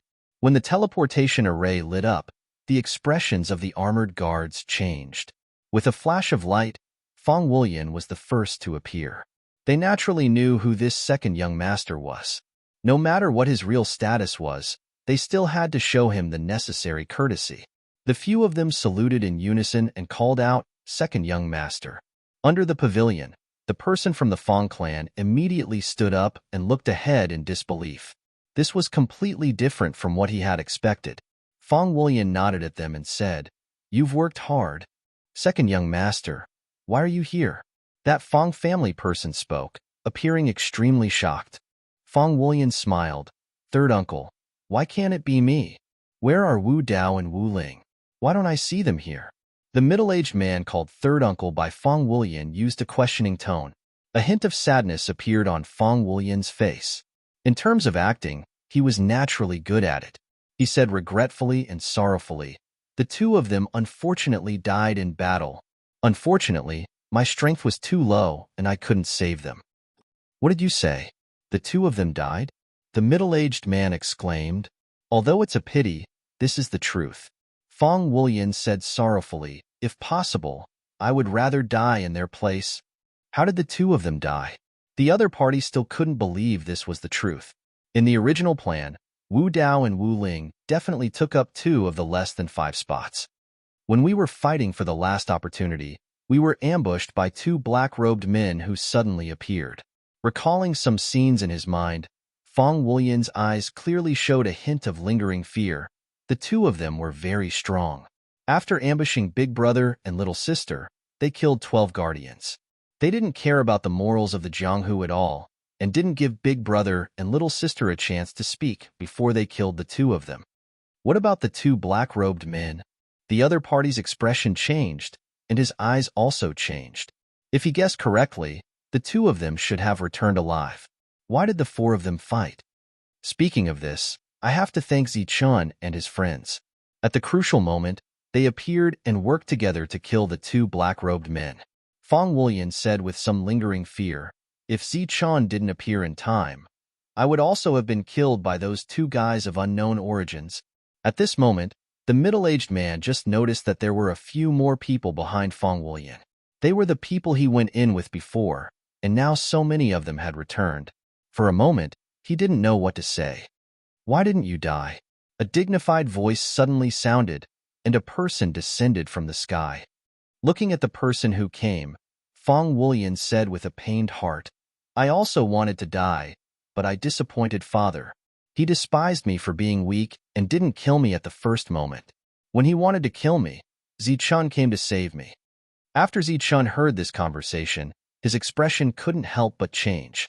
This dignified middle-aged man was actually Fong Wulian's father, and their relationship as father and son was as unharmonious as their relationship as brothers before. It seemed that it wasn't easy for Fong Wulian to live until now. It was Fong Wulian's father, who was also the head of the Fong clan. He snorted coldly, "Bastard. Do you think I'll believe the nonsense you made up?" Fong Wulian said calmly, "I know that Big Brother and Little Sister died, and Father is very sad. I'm the same, and I even want to die in their place. Unfortunately, time can't be turned back, and I can't use my life to exchange for their lives. As for what I said, it's all true. Shan Kuei can testify for me, and so can Zichun." Fong Wulian raised his hand to the sky and said solemnly, "I, Fong Wulian, swear that if there's even half a lie, I'll be struck by lightning." Shijia was stupefied when she heard this vicious oath. This was too vicious. He was speaking such righteous words and making such a solemn vow. These years, Fong Wulian's life had been very difficult, so he didn't believe in the heavens anymore. This vicious oath was no different from fart in his eyes. He said with a smile, "Father, you should believe me now, right?" The head of the Fong clan frowned. He found it hard to tell if it was true or false. Fong Wulian's third uncle snorted coldly, "You bastard, what kind of attitude is this? Your big brother and little sister are dead, and you're still smiling?" Fong Wulian said helplessly, I cried, and I cried for a long time. At that time, my eyes were swollen, and I almost fainted. Unfortunately, you didn't see it. What? Do you want me to repeat the scene in front of you again? Impudent. Is this how you speak to your elders? Fong Wulian's third uncle said indifferently, You trash. What right do you have to speak so confidently in front of us? Why are the two most talented people of the Fong clan dead? Why aren't you the one who died? The smile on Fong Wulian's face froze bit by bit, and his expression gradually became gloomy. He was no longer the Fong Wulian of the past. He looked at his third uncle and said, Because my life is good, because my luck is good, and because of the protection of my ancestors, I'm not destined to die. Who do you think you are, to dare to point fingers in front of me? Who gave you the right? The head of the Fong clan frowned again, and there was a hint of anger in his eyes. Little bastard, you're courting death. Fong Wulian's third uncle was completely enraged. He directly charged forward, and the aura of the human soul completely erupted. Flaunting your seniority, I think you're the one courting death. Fong Wulian took a step forward. He was no longer prepared to endure, and his tyrannical aura completely erupted. With a loud bang, the middle-aged man came quickly and left even faster. Even though he was wearing a magic spiritual robe, he was still shaken to the point of coughing up blood. After landing on the ground, the middle-aged man's face was filled with shock. He was actually injured by the publicly acknowledged trash of the Fong clan, and it only took one move. While he was shocked, he also felt incomparably humiliated. He angrily shouted, What are you all standing there for? Hurry up and kill him.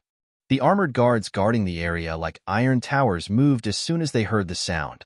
At this moment, they no longer had the second young master in their eyes, only orders.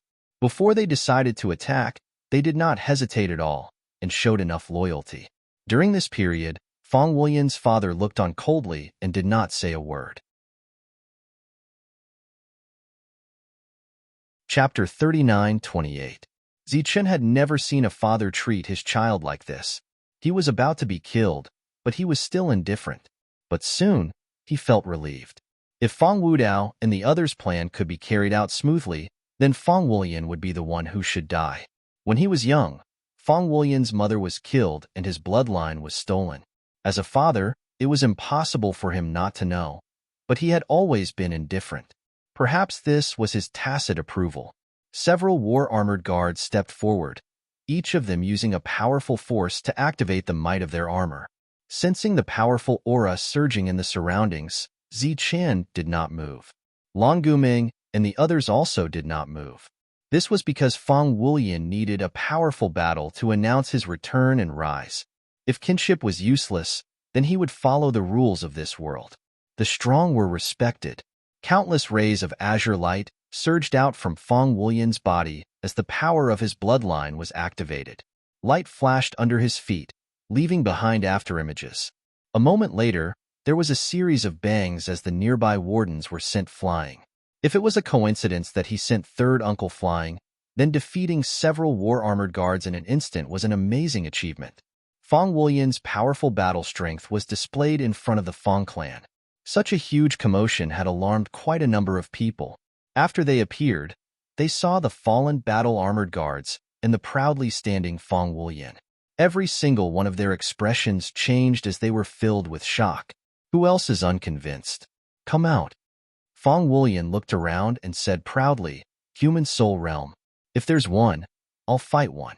If there's two, I'll fight two. If there's a group, I'll wipe them all out. If I use spirit robes and soul weapons, I'll be bullying you. I'll fight with my bare hands. You can do whatever you want. At this moment, Fong Wulian was bold enough to challenge an entire clan's human soul realm by himself. This was what he wanted the most. For so many years, he had dreamed of this countless times. Today, it had finally come true. At this moment, he was extremely arrogant and domineering. There was no need for him to put on an act. This was an eruption that had been suppressed for too long. In the eyes of others, it was incomparably annoying. This was actually a strategy. If Fong Wulian wanted to establish his dominance, he needed an overwhelming victory. Thus, he needed to infuriate everyone. For him, acting should be the easiest. After so many years of acting as a spoiled brat, he was just reliving it today. However, it was not for outsiders, but for his family members. What? None of you dare to accept the challenge? It seems that I was right to look down on you all this time. You all are a disgrace to the Fong clan. At the very least, this young master has a good reputation, but you all have nothing. If it wasn't for the clan nurturing you all, if it wasn't for the protection of the clan, you would have been beaten to death long ago. Fong Wulian's gaze swept across the human soul realm experts. You think you're worthy of the surname Fong? Pooh. Everyone was enraged, because this was clearly talking about Fong Wulian himself. If he didn't rely on his family, he would really have been beaten to death. You're courting death. A young man was enraged. He immediately descended from the sky and went straight for Fong Wulian. Today, I'll show you what true power is. Fong Wuchuan, ranked 10th in the clan. How dare a trash like you challenge this young master? Fong Wulian smiled disdainfully and took another step forward. The ground suddenly shook as he struck out with his palm. Green light filled his palm and a powerful aura burst out. When the two palms met, countless rays of green light burst out. Amidst the powerful explosion, the 10th person of the Fong clan was sent flying. Chapter 39-29. Fong Wulian's words were calm, but they were like thunder that exploded in the surroundings. Being recognized by the ancestral blood was already very impressive. They knew very well how powerful the ancestral blood was. The deeds of the Fong family's ancestor were still being passed down from generation to generation. Once the power of the bloodline was activated, it would be truly invincible. No wonder Fong Wulian's battle strength was so tyrannical that he could defeat all those of the same level. The second piece of news was the Fong family's soul refining technique.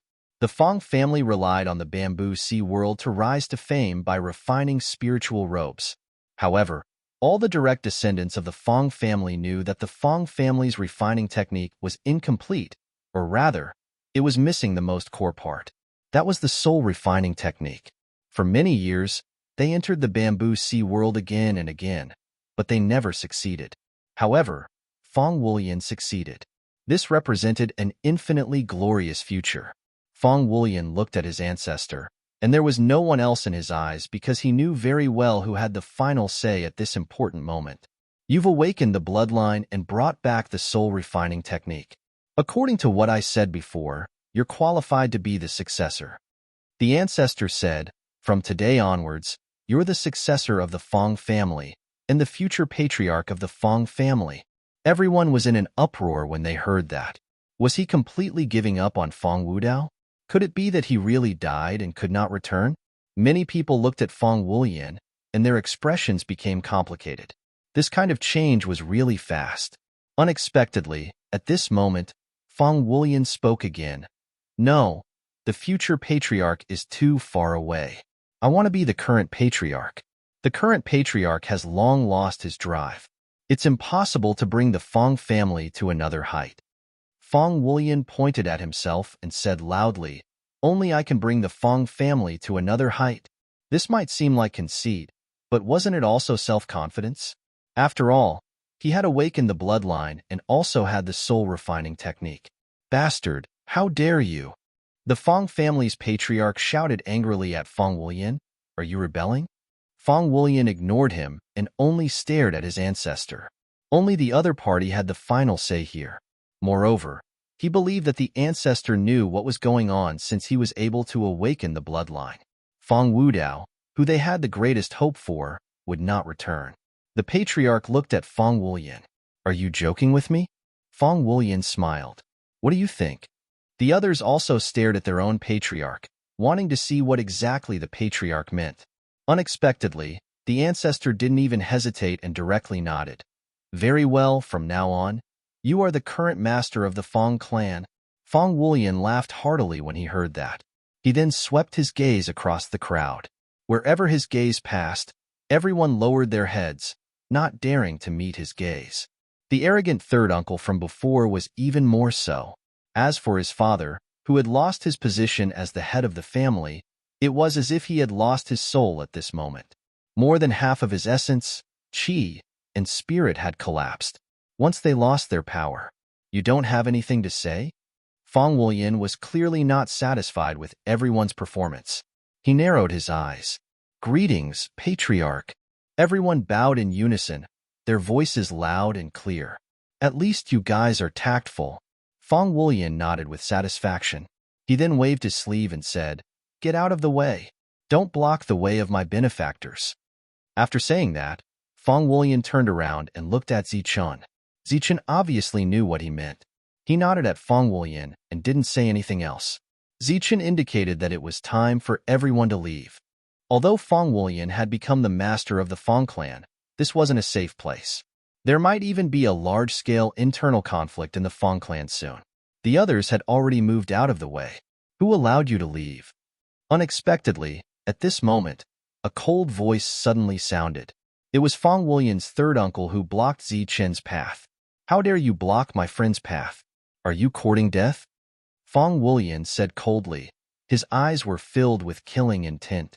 If they want to leave, we won't stop them. However, they took something from the Fang clan, so they must stay before they leave.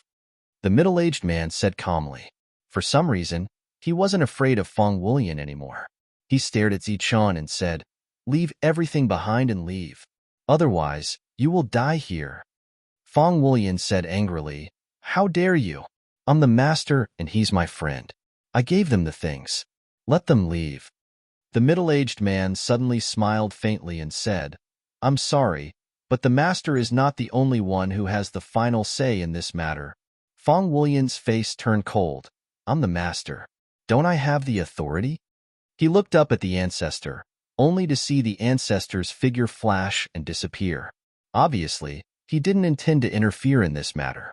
The master is naturally powerful, but don't forget that there are still elders in our clan. If the master doesn't care about the clan's interests, then the elders have the authority to interfere. As the middle-aged man finished speaking, one elder after another appeared. These were all elders who held real power in the Fang clan. They were one generation older than Fang Wulian's father.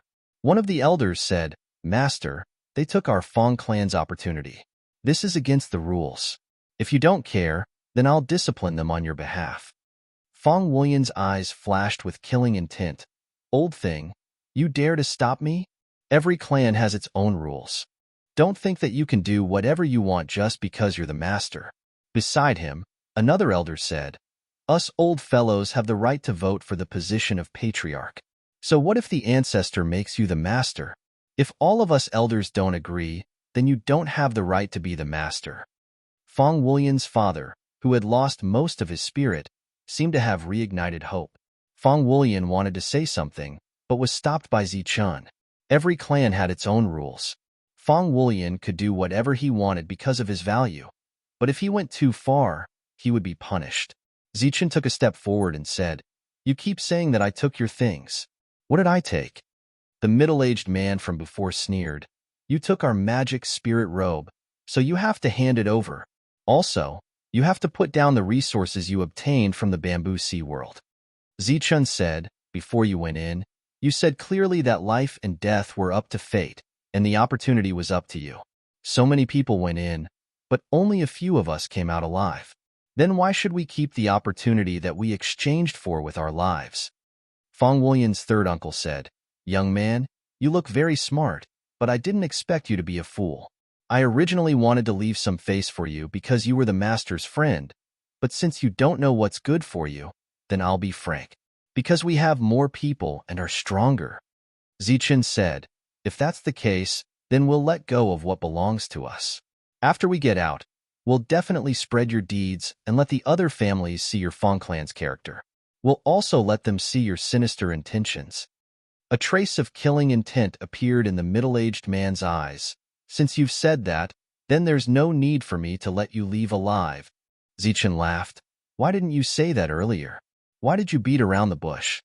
With that, Zichun's figure disappeared. Chapter 39:30. Zichun had made his move in the Fang family. Unlike Fang Wulian, his move was a killing move that killed in one blow. Looking at his dead third uncle, Fang Wulian smiled without any sadness. He should have died long ago. You're courting death. An angry roar rang out. The Warframe guards who had defeated Fong Wulian immediately charged at Zichun. Facing these guards, a light flashed in Zichen's hand and a black staff appeared. He attacked in all directions. Bang, bang, bang. After several strikes, the Warframe guards were sent flying one by one. You dare to behave atrociously in the Fong family? You're courting death. In the sky, an elder's eyes surged with killing intent. Kill him. Let's see who dares. Fong Wulian shouted at the right time. Of course, no one paid attention to his words. The few famous existences in the Fong family charged at Zichun without hesitation. At this moment, they only had the elder's orders in their eyes. At the same time, this was also a show of strength to Fong Wulian. They were using facts to tell him that even the patriarch could not do whatever he wanted. Looking at these people, Zichun smiled coldly. The staff in his hand began to tremble. The patterns on it lit up one after another, and a purple light began to flash. He attacked with his full strength without holding back at all. There was a loud boom. A direct descendant of the Fong family was sent flying. The magic spirit robe on his body released a strong light, but under Zichen's staff, this extremely defensive magic robe was shattered. Zichen did not care about the flying opponent, but the underworld ghost that had been sleeping on his shoulder woke up. It instantly exerted strength and flew towards the opponent. Its small claws suddenly flashed with a cold light and swept across the opponent's neck.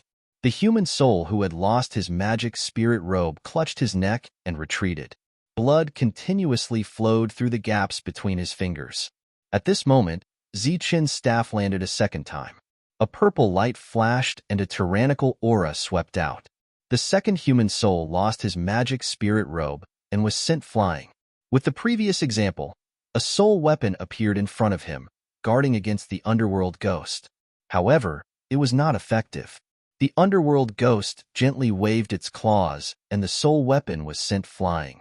Then, a dim light flashed. The second person in the top 10 had died. When Fong Wulian saw this, he sneered. What bullsh***? The top 10 of the Fong family is the top 10 of the world? This time, when he entered the Bamboo Sea world, he encountered a black-robed man who was even stronger than Fong Wudao. His opponent was also at the human soul realm, but his combat strength was superior to Fong Wudao's. Other than that, both Long Guming and Shanya were top-notch experts. He had awakened the Fong family's bloodline and was publicly acknowledged as the strongest person in the human soul realm. However, Fong Wulian knew very well that he had no chance of winning against Zichun. Even if he was up against Shanya or Long Guming, he might not be able to win. These people had become stupid after staying in the Fong clan for so long. They didn't know that there was always someone stronger than them. As expected, the third human soul was also killed by Zichun. They had not gone to the Bamboo Sea world because their families wanted to preserve some of their strength. Now, they had been killed by Zichun. He did not feel regretful. Instead, he felt very happy. Now that he was the head of the family, there were too many people who were dissatisfied with him. He needed to slowly resolve this matter. However, if those who disobeyed him were all killed by Zichun today, that would be the best outcome. If he wanted to completely control the family, the Fong family needed a great purge. There was no need for those who deserved to die to live. The few armored guards charged forward again, looking like fearless warriors. Fong Wulian frowned slightly. They were too arrogant. As expected, in the next instant, they were once again sent flying by Zichun. This time, all of their armors were shattered. Furthermore, they fell to the ground with serious injuries. The commotion here was huge, and many Soul Realm experts from the Fong family came from all directions. The elders in the sky ordered indifferently, "Kill, kill without mercy." These elders did not attack, but ordered others to die. There were the consecrators of the Fong family and the experts nurtured by the Fong family. When Zichun heard the elders' words, he also began to kill without mercy. One after another, the human soul realm experts stepped forward and died. The guards who had lost their armor rushed forward once more. This was the third time. Fong Wulian shook his head. It was rare for Zichun to be so kind, but they did not know how to cherish it. Therefore, this time, those who charged forward did not manage to retreat alive. Everyone died. However, there was clearly no end to this killing. This was because those who deserved to die did not die, while those who did not deserve to die kept sending themselves to their deaths. Zichun raised his head and glanced at the sky. Then, his figure disappeared. Several attacks exploded where Zichun had disappeared. Zichun's figure flashed into the air. Before those elders could react, he made a strong move. A purple light flashed through the air and drew an arc in the air. Those elders who had arrived were all enveloped by the arc. Unfortunately, 2 of them were not wearing magic spirit robes and died instantly. The others were sent flying and coughed out blood. Their originally cold expressions were now filled with fear. Kill him. Someone, kill him. As they spoke, the surviving elders kept retreating. Clearly, they were worried that Zichun would attack again. Many of the Fang clan's experts surrounded Zichun from all directions. Behind them, Lan Guming, Shanya, and Xiao who had not made a move until now, instantly attacked. Just as the 3 of them attacked, a massacre began. Shan Kuei came to Fang Wulian's side and whispered a few words in his ear. Fang Wulian then retreated. Shan Kuei looked at Zichun worriedly. Even if he wanted to, he absolutely could not help. Although he knew that Zichun was very strong, he could not fight against an entire family, especially the Fang family, because there were not only human soul realm experts here, but also Earth Soul Realm experts. As soon as this thought appeared in his mind, the aura of an Earth Soul Realm expert appeared, causing Shan Kuei's expression to change instantly. Die.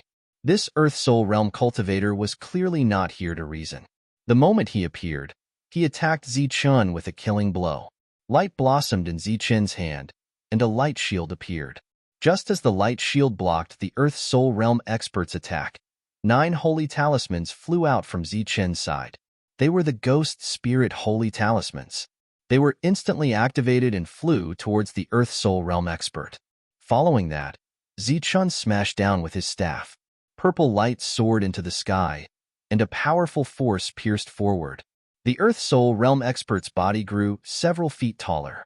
The Ghost Spirit had already entered his sea of consciousness, but if it wanted to kill an Earth Soul Realm expert, it was still lacking. Zichun was also aware of this, so he immediately put away his staff and changed to a brush. Heaven and Earth Brush. A ray of light soared into the sky, carrying a power that could cut through space and instantly pierce through the Earth Soul Realm expert's body. In Lan Guming's arms, the blue dragon beast that had just peeked out shrank back after seeing this scene.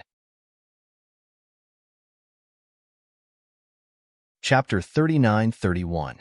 From the moment the Earth Soul Realm expert appeared and attacked to Zichun's counterattack, only an instant seemed to have passed. In that instant, they saw a powerful Earth Soul Realm expert being split apart by Zichun, a human Soul Realm expert. If it wasn't for the fact that his soul was strong enough, the other party might have already died. The surrounding people seemed to have been petrified. Even the elders who had retreated were scared silly and no longer dared to give orders. The entire battlefield fell silent for a moment. A mocking smile appeared on Fang Wulian's face. The strongest human soul realm expert in the world. Now you should see what the strongest is, right? Beside him, Shan Kuei was also shocked. He couldn't believe his eyes. A dignified Earth Soul Realm expert had his body cut off just like that? The Earth Soul Realm expert's soul flew out of his sea of consciousness, but at this moment, he didn't even dare to say a word and directly ran away. Because his soul was still under attack, and it wasn't feeling good.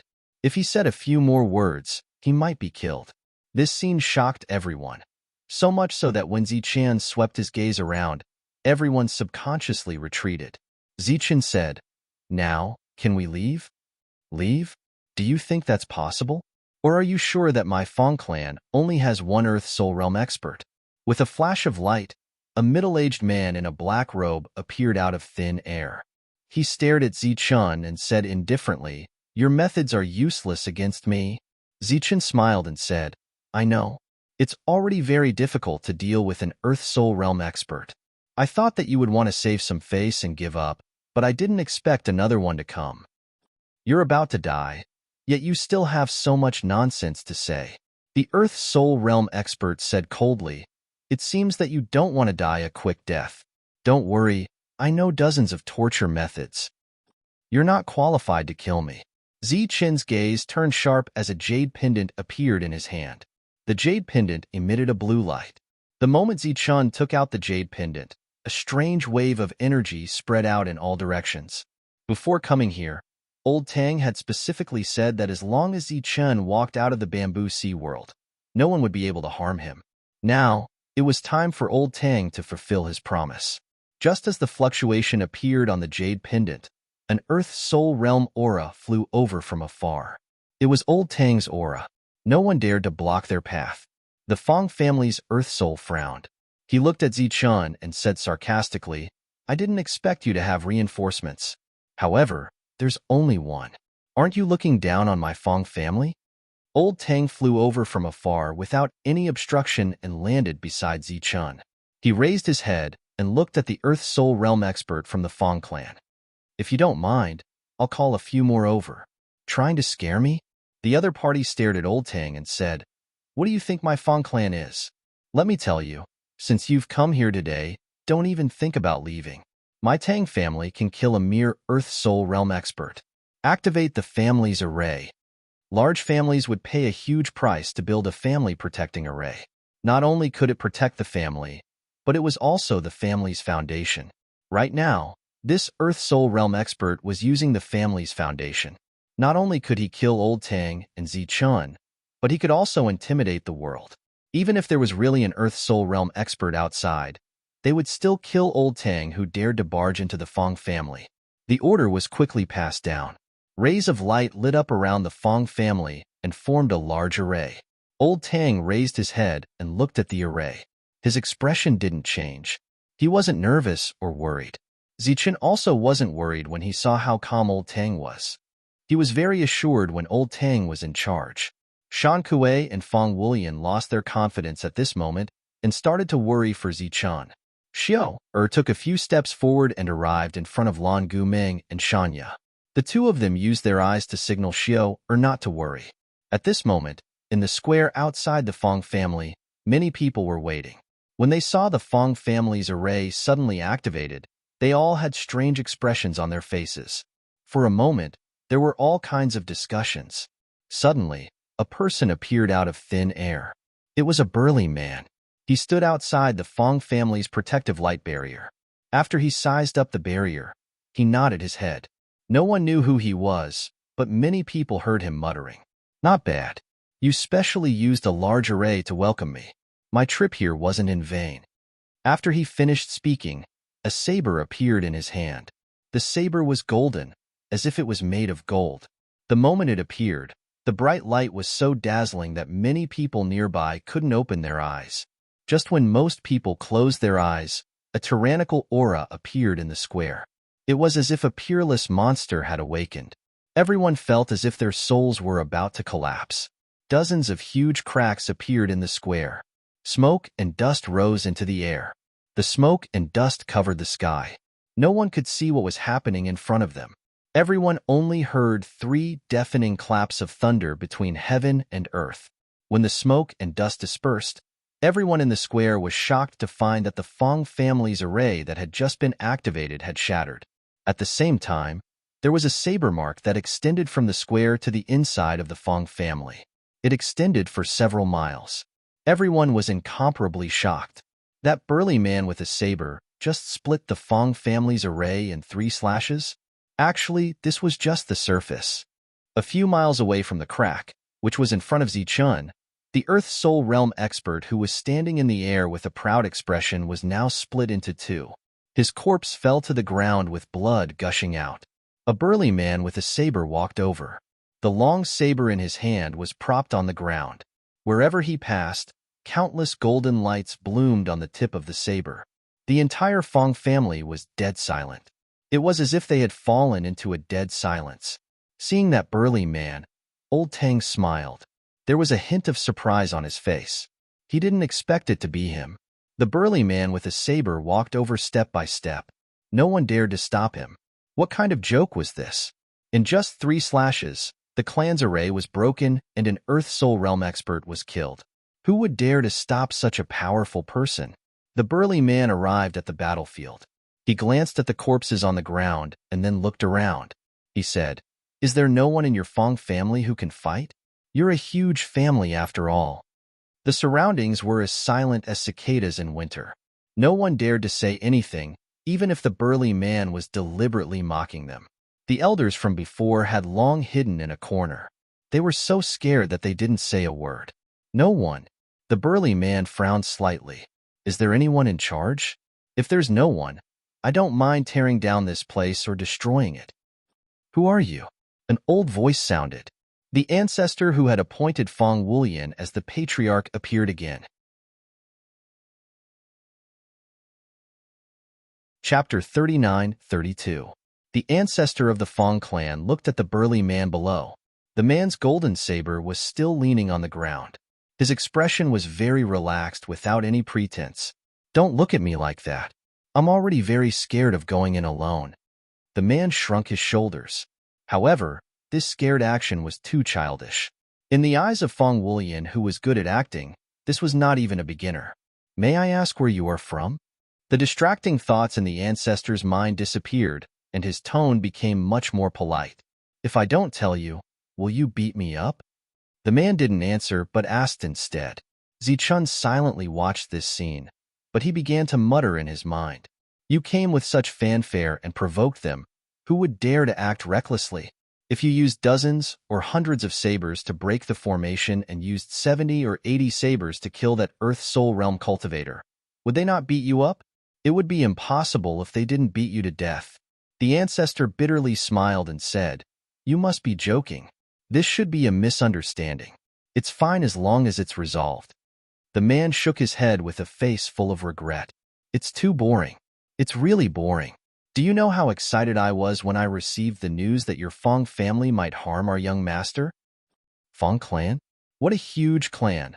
They claim to be able to contend against a sacred mountain. They have a lot of resources. It's my great honor to be able to come to this place and experience it." The man named one. He shook his head and said, "It's just that you've disappointed me too much. I'm only a small saber user from the sacred mountain. I rashly barged into your clan, but you're not me."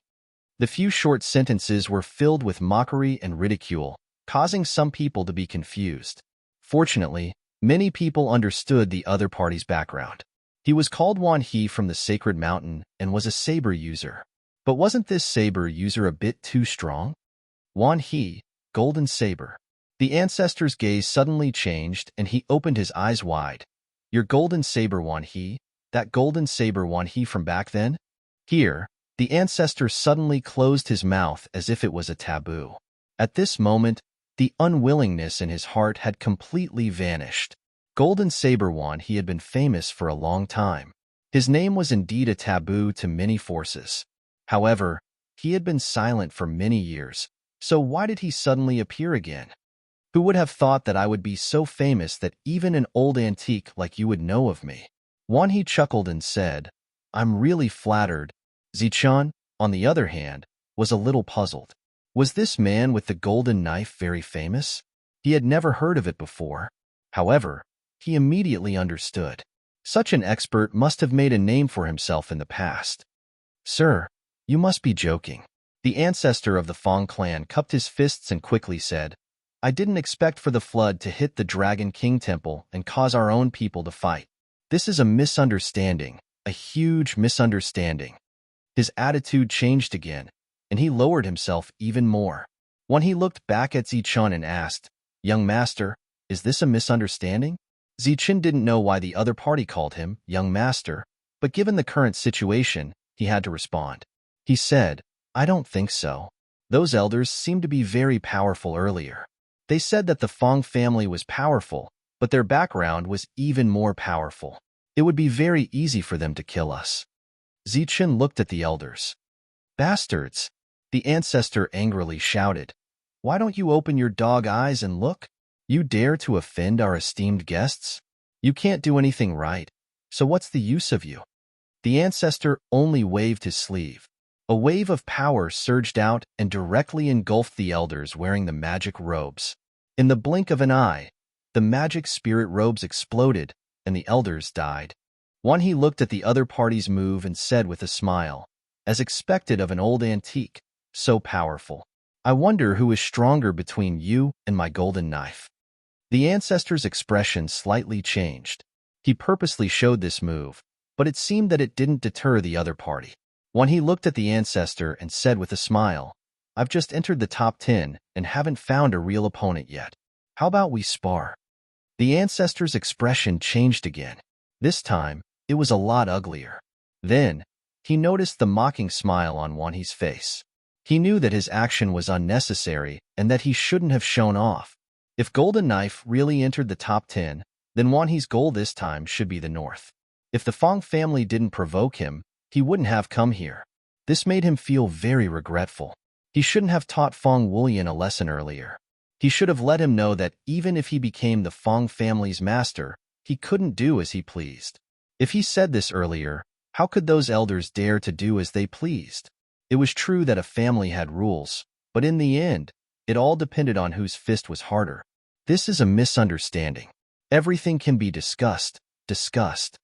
At this moment, the ancestor didn't have any other thoughts. He only wanted to send these demons away as soon as possible. He looked at Zichun and said, Little friend, they offended you. As an elder of the Fong family, I also have a great responsibility. I don't know if you were hurt, but our Fong family is sincerely willing to compensate you. Taking the initiative to ask for compensation, how could Zichun dare to accept it?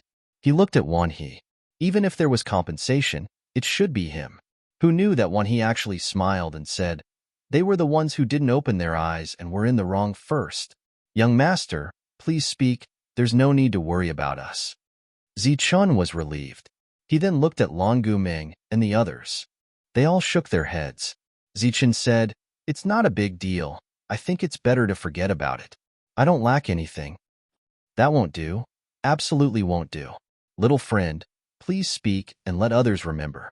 The ancestor hurriedly said. In fact, he was really scared. If he didn't want any compensation, was he going to stay in the Fong family and not leave? Zichun said awkwardly, I really don't want it. Even if I take the compensation, I'm afraid I won't be alive to spend it. There are so many people outside eyeing me covetously. Wanhee smiled. His smile was somewhat meaningful. This pun was really interesting. Young master, please excuse us. We sincerely want to compensate young master. We hope that young master can give our Fong family a chance. The ancestor said again. However, he was cursing this kid in his heart. How dare he threaten him with the people outside? Zichun was still in a difficult position. At this moment, Fong Wulian stepped forward and said, Zichun, it's hard to refuse such kindness. If you don't want the compensation, I won't be able to convince the people in the future, right? Zichun said, If that's the case, then fine. Actually, I don't lack anything now, but I lack blue astral coins. You should know that blue astral coins are very important in the underworld. It was blue astral coins and not blue crystal coins. This was interesting. He didn't lack anything but money. This conversation was really interesting. Chapter 39-33. With the arrival of Golden Saber Manha, Zichun's crisis was resolved. Not only did he kill someone, he also left with a large bag of blue astral coins. It was estimated to be tens of thousands of blue astral coins. One must know that one blue astral coin could be exchanged for 1,000 blue crystal coins. In addition to compensation, there was also a portion of confidentiality. Once Zichun exposed this matter, it would have a huge impact on the Fong family. The Fong family was currently not prepared to go to war with other forces. Fong Wulian sent Zichun to the back door. This time, Zichun played an important role in his rise. It seems that my gambling luck is really not bad. The first gamble of my life, and I became the biggest winner. Fong Wulian said with a smile. You are indeed the biggest winner this time. Zichun leaned forward and whispered in Fong Wulian's ear. The bamboo sea world has returned to normal. You only need to enter the depths once more. This was what Little Fairy told Zichun. Zichun then passed it on to Fong Wulian. After all, the entrance to the bamboo sea world was in the Fong family. He could not enter at will. Even if he knew the secret of the bamboo sea world, it would be useless. When Fong Wulian heard this, his eyes lit up and he said sincerely, It seems that I owe you a big favor this time. Zichen patted Fong Wulian's shoulder and said, there is no need for this between you and me. Fong Wulian smiled and then cupped his fists towards Shanya and Lan Guming. Finally, he looked at Xiao and said, after I master the soul refining method, I will forge the first weapon for you. Xiao snorted. Who cares? However, the corner of her mouth was already curled up. This time, you risked your life to save me. Fong Wulian really has nothing to repay you with. How about I use my body to repay you? Bah, in your dreams. I am the successor of the Feng family. How could I fall for a lecher like you? After a round of laughter, it was time to part. Fong Wulian cupped his fists and bowed deeply towards Zichun. Thank you. Take care. Shan Kuei beside him did the same. You're welcome. Let's meet again. Zichun smiled and turned to leave. Fong Wulian stared at the backs of Zichun and the others until they disappeared. Then he sighed heavily. Shan Kuei asked in confusion, Young master has already become the patriarch. Why are you sighing? Fong Wulian turned around to look at this enormous family. In fact, this family that looked strong and prosperous on the surface was only a shell. The inside was already riddled with holes. Especially after Zichun secretly told him that the Soul Eater clan might exist in the family. Fortunately, he could regain control of the Bamboo Sea world. This was his greatest trump card, and as long as he managed it properly, he could still be revived. After leaving through the back door, Zichun finally had the chance to thank Wan He. The other party waved his hand and said, You're welcome, it's just on the way. The group went to the Undrunk restaurant to eat something. At the same time, Xiao wanted to ask about what had happened in the family. From the news, everything was fine with the family. Other than that, there was no other explanation. What do you plan to do next? Old Tang asked while they were eating. Send Xiao back first, then head north, said Zichun. Old Tang glanced at Wan He. Wan He put down the Undrunk Immortal restaurant and said, Let's go first. Zichun was a little puzzled. Old Tang explained, Wan He will also head north, so it's on the way.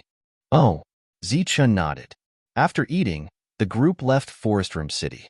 Looking at the bamboo forest outside the city, Zichun no longer felt envious. Because as long as he went back and had some time, he could also create a city like this. However, as they walked, Zichun's hand would flash with light. Those were the blue crystal coins, and they would disappear in a flash.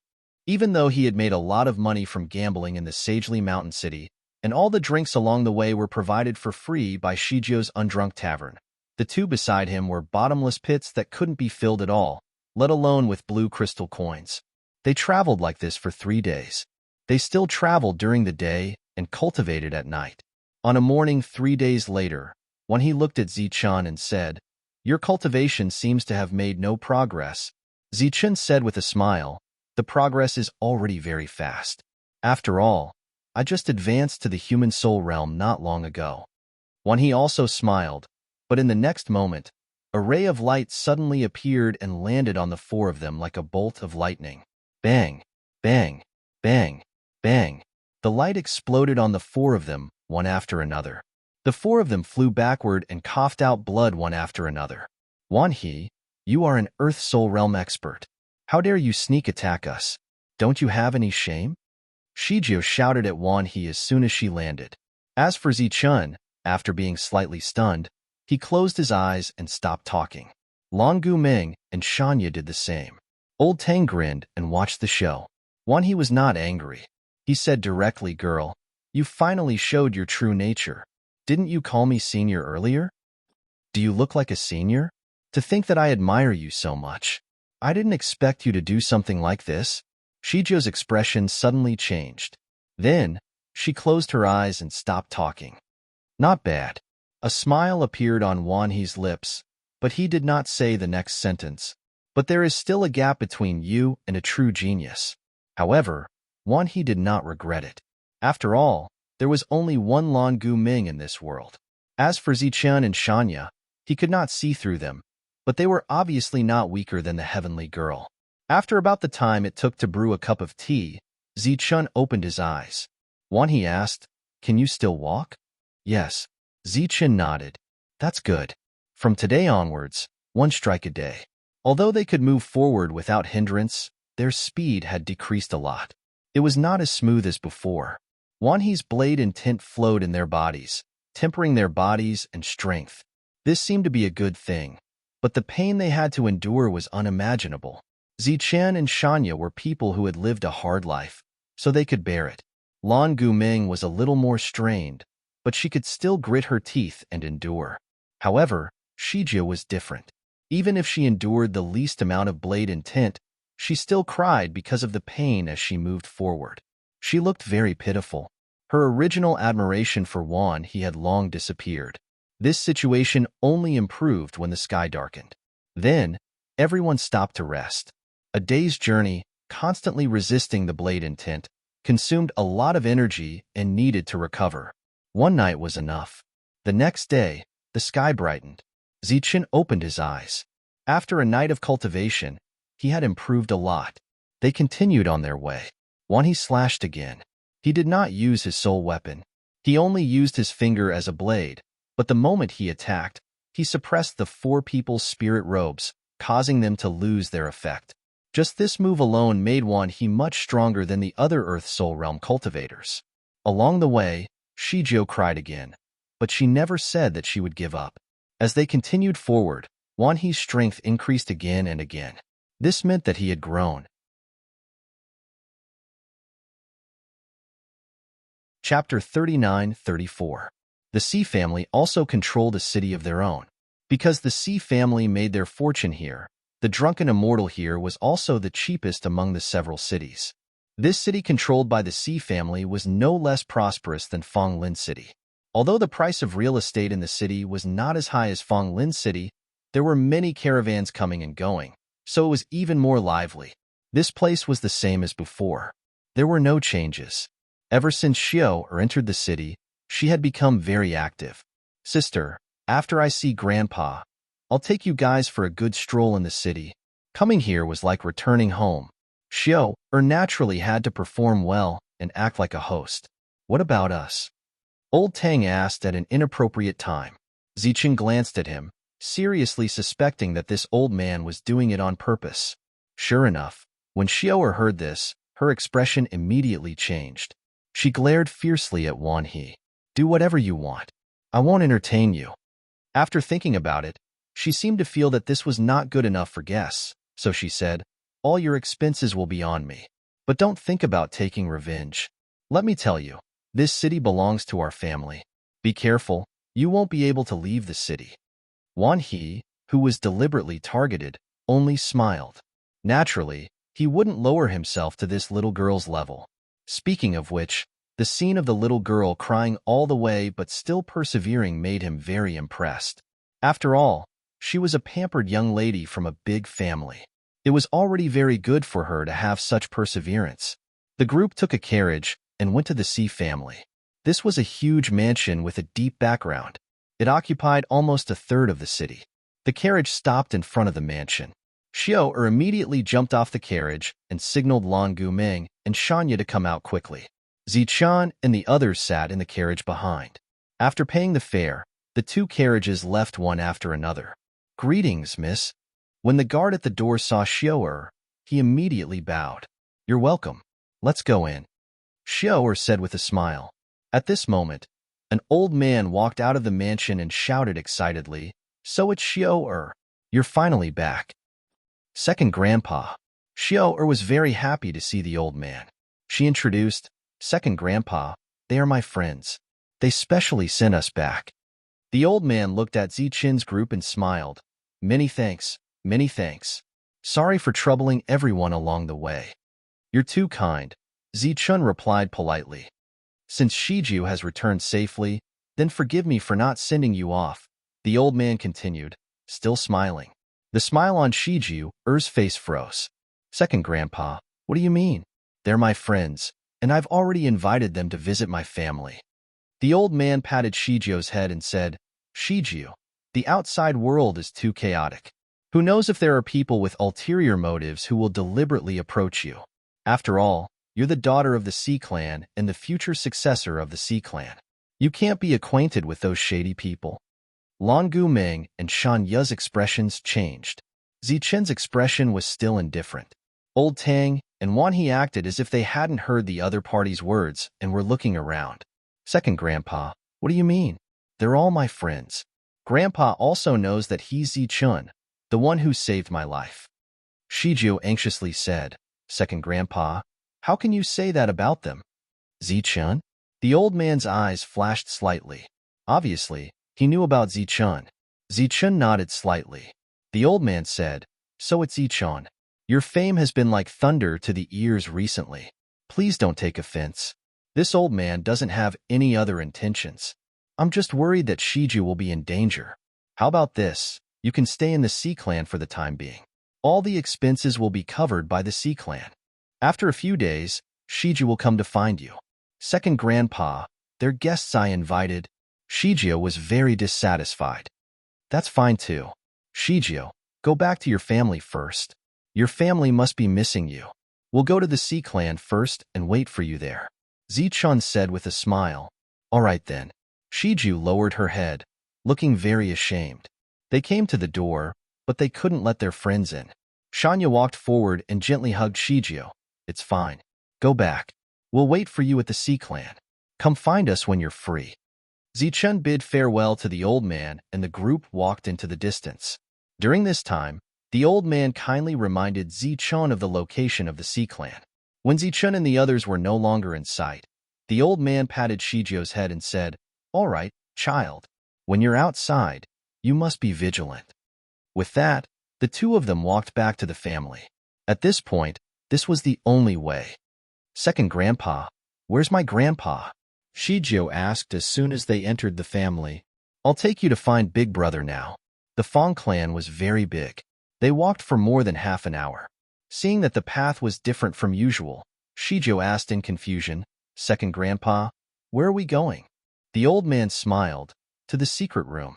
Big Brother has been researching a new method of brewing wine. He thinks that the Sea Clan needs to be improved. The Sea Clan needs to be improved? Shiju tilted her head and looked at her second grandpa. I remember Grandpa once said that the Sea Clan is an immortal brew. It's not a wine recipe from this world. How can it be improved? The old man smiled. You silly child. If it's an immortal brew, how can we make it? Of course it's improved. This time, it's also because we're at a critical moment. We don't want to cause trouble, so we didn't let your friends in.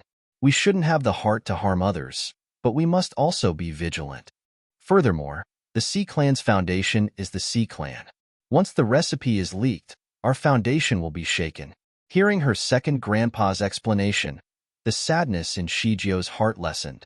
Although she didn't believe that Zichun was such a person, it was reasonable for her second grandpa to have concerns.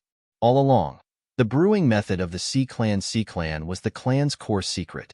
In these years, who knows how many forces secretly or openly plotted against the Sea Clan, but none of them succeeded.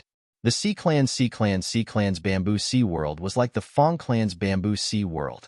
Once there was a problem, the foundation of the clan would be shaken. Following her second grandpa to the secret room, Shiji didn't smell the unique fragrance of the Sea Clan. Instead, she smelled a thick smell of blood. She was very puzzled and turned to look at her second grandpa. She found that her second grandpa's expression had also become serious. Did something happen inside? Shiji quickened her pace. However, after entering the secret room, Shiji was dumbfounded. She saw her grandfather tied to a cross.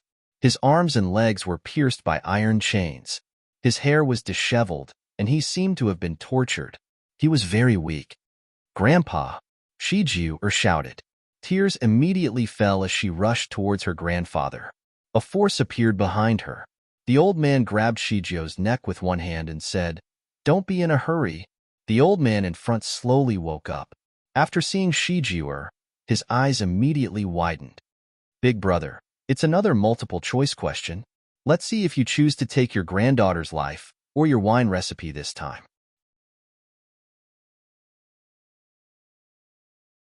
Chapter 39-35. Zichun and the others walked in the direction of the undrunk restaurant. During this time, everyone was silent. Obviously, the Sea Clan's attitude was a little too distant. They seemed to be even more arrogant than the Fong Clan. He glanced at Zichun and asked, "What did you find?" Zichun pondered for a moment and said, "There are many people hiding in that courtyard, and their realms are not low. Their numbers obviously exceed the number of normal guards." Long Guming and Shanya both glanced at Zichun. They did not dare to investigate the interior before, as they felt that it would be impolite. "It seems that your perception is not bad." He smiled. "What else?" Zichun continued, "Those people only began to move when we arrived. They should be on guard against us. If we had entered the Sea Clan at that time, they would have attacked us." He nodded and asked, "What do you think about this matter?" "Something big must have happened in the Sea Clan, which is why they are so nervous. As for whether it is a good thing or a bad thing, we don't know yet," Zichun said in a deep voice. "But whether it is good or bad, they are avoiding us and not letting us intervene." Long Guming and Shanya were very surprised. They did not expect that Zichun could connect so many things with just a few words. Wasn't it normal that the Sea Clan's people did not know much about them? Not to mention that they had arranged for the Undrunk restaurant to entertain them. He said, "So you thought it might be a bad thing, so you made arrangements in advance?" "Arrangements?" Long Guming was stunned again. Zichun, who was walking forward, stopped. He was not surprised that he saw through his little action. He looked back at Shanya and asked, "Can you still feel it?" Shanya nodded. She had heard Zichun's voice transmission earlier. Although she did not understand what it meant, when she took the initiative to hug Shiju, she still followed Zichun's instructions and secretly left a trace of mark on Shiju's body. Even old Tang was slightly stunned. He did not notice Shanya's little trick. "We have to go back and take a look." As Zichun spoke, he looked at He. He said, "What if I don't go?" "Then I have to go too," Zichun said in a deep voice, "considering the secret letter to Shiju when we entered the Bamboo Sea World. I feel that it is very likely that something has happened to Shiju. In addition to that secret letter, Shiju had also been kidnapped when she was in the Holy Mountain. If he hadn't accidentally saved her, who knew what would have happened to her? Moreover, the person in the secret letter obviously knew about Zichun, so he definitely wouldn't have acted so distant. Furthermore, everyone knew that entering the Bamboo Sea World was filled with danger, but Shiju's grandfather still allowed Shiju to take the risk." "You are quite meticulous. Well, whether it is a good thing or a bad thing, I will accompany you and see the situation," He said with a smile. Zichun became even more confident. After all, He alone was a powerful existence that could suppress the entire Feng clan. The group began to return. During this time, Long Guming asked Shanya what she had done. Shanya told her the truth. In fact, she also did not know what had happened. They once again arrived outside the Feng clan's residence. From the outside, there did not seem to be anything strange. When the guards saw them, they did not respond with vigilance. One person walked out and said, "Everyone, you cannot go in." Zichun stepped forward and said with a smile, "I am a friend of your young miss. I suddenly have something to discuss with Shiju. Can you help me pass on the message?" The other person's face showed an awkward expression. Zichun continued, "Please, it is a very important matter. I forgot to mention it before, and only now did I remember. Otherwise, I would not have rashly disturbed you. We can wait here." A long staff appeared in Zichun's other hand. Shiju was in danger, and he could not waste too much time here. Purple light bloomed, and a purple staff shadow soared into the sky, instantly annihilating everything around it. A middle-aged man appeared in his vision. At this moment, he was stunned, as if he did not expect Zichun to be so powerful that he could break the array in one move. The sound of something breaking through the air came from behind. Long Guming and the others had come in. Following that, a staff shadow appeared in the sky, drawing a purple arc in the air, and all the figures that were charging forward were all sent flying. Shanya and the others followed closely behind and joined the battle. He and Old Tang walked at the back. As Earth Souls, the two had not made a move yet. Chapter 39-36. Qi Jinlin looked at the scene in front of him, and a smile appeared on his face. He seemed to see the meaning of victory. Qi Zhenfeng was the current head of the Qi family, which was also Jujia's grandfather. He was covered in wounds and had suffered a lot of torture. When he saw Jiu'er, He was shocked. Jiu'er, why are you back? His voice was very hoarse and weak. Jiu'er cried and said, it's over. So we came back. Grandpa, what's going on? Qi Zhenfeng sighed. His eyes filled with helplessness. Qi Zhenlin was Zhujia's second grandfather. He asked with a smile, my good brother, what are you going to do next? Qi Zhenfeng said, second brother, we'll settle the matter between us ourselves. Let Jiu'er go. She's innocent. Qi Zhenlin laughed. Innocent? Let me tell you, no one is innocent. I want to see if a stubborn old man like you is willing to let your family be destroyed in order to protect that lousy recipe. Qi Zhenlin grabbed Jiu'er's neck and slowly lifted her up. Jiu'er, you don't know how your parents died, right? Second brother, how dare you? Qi Zhenfeng shouted angrily, but just as he finished speaking, his injuries were affected and he began to cough. Qi Zhenlin said, impudent? I don't think so. I'm telling the truth. Brother Zhenlin, you're being boring. This is an old matter. What's the point of bringing it up now? Another voice sounded. There was another victim several feet away from Qi Zhenfeng. He was not much better off than Qi Zhenfeng. He was also very miserable, and his Taoist robe was tattered. Taoist Chen, don't you know how to calculate? Then I'll have to trouble you to calculate whether or not I'll kill you first. Qi Zhenlin said coldly. Or is my good brother willing to hand over that wine recipe to protect you? Taoist Chen shrunk his neck and shook his head. Zhenlin, we're friends after all. This has nothing to do with me. Moreover, my power is sealed, so I can't calculate anything. Continue. Don't worry about me. Qi Zhenlin stared at Taoist Chen and said, you're so relaxed.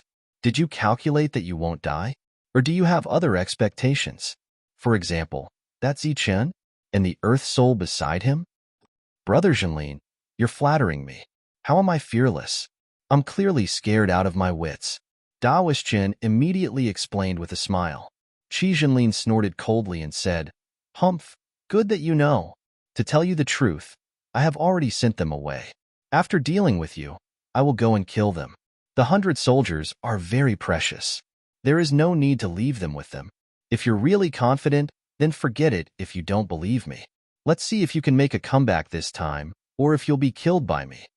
Taoist Chen immediately said, No, it can't be counted. Brother Zhenlin, this matter has nothing to do with me. You can continue. I'll just listen. Humph. Yun Zhenlin coldly snorted again and continued. Shijiao, listen carefully. The reason your parents died was because the same thing happened many years ago. Someone else used your parents' lives to exchange for the drunken immortal's wine recipe. Shijiao had no impression of her parents. However, from what her grandfather said, her parents died in an accident. It happened when they went out to train. This was also the reason why her grandfather rarely let her go out. The situation back then was the same as today. That old man watched his son and daughter-in-law die in front of him without doing anything. I remember that at that time, it was you, Taoist Chen, who helped him out, right? Yun Zhenlin glanced at Taoist Chen. Taoist Chen's face turned pale as he hurriedly said, That's a coincidence. It's really a coincidence. Yun Zhenlin looked at his eldest brother. I'd like to see what choice you will make in the same situation today. Will you give up on your granddaughter again and continue to protect your wine recipe? Yun Zhenfeng glanced at Shijiao and did not say anything. Shijiao's eyes were filled with tears. This was the first time she had heard the details of her parents' deaths. She did not expect it to be like this. Second brother, give up. Yun Zhenfeng suddenly sighed and said, Don't be stubborn. Stubborn without regret. I think this sentence is more suitable for you. Yun Zhenlin sneered and said, Why? Do you still intend to make the same choice? As he spoke, he squeezed Shijiao's neck with all his might and exerted force bit by bit. If that's the case, then I don't mind that you have no family at all. Shijiao's face turned pale and her bones began to creak. However, her eyes were fixed on her grandfather. She did not say a word and did not even cry out in pain. Zhenlin, don't be agitated. Let's talk things out. When Taoist Chen saw this scene, he immediately said, Yun Zhenfeng, what are you still thinking about at a time like this? Is that lousy recipe more important than Shijiao's life? Hurry up and agree. Yun Zhenlin's smile became even more ferocious. Let go of Shiju. I have to consider this matter carefully, Yun Junfeng suddenly said. Do you think that's possible? If you don't let go of Shiju, then you'll never be able to obtain the wine recipe.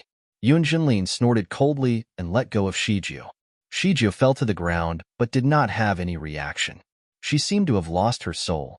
Yun Jinlin said, All right, I'll give you 10 minutes to consider. 10 minutes won't do. I need 2 hours.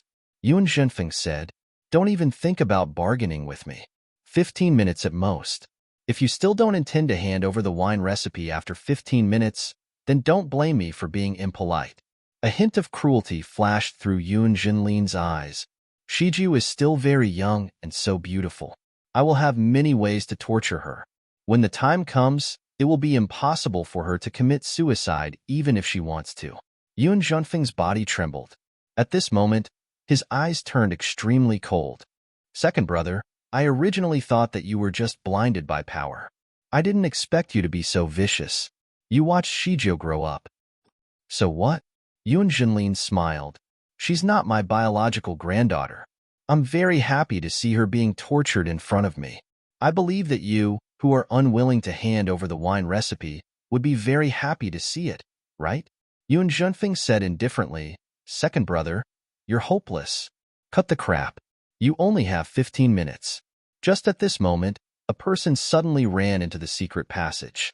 He said in a panic, Father, this is bad. That Zichun is killing his way in. Zichun? Didn't I send him away?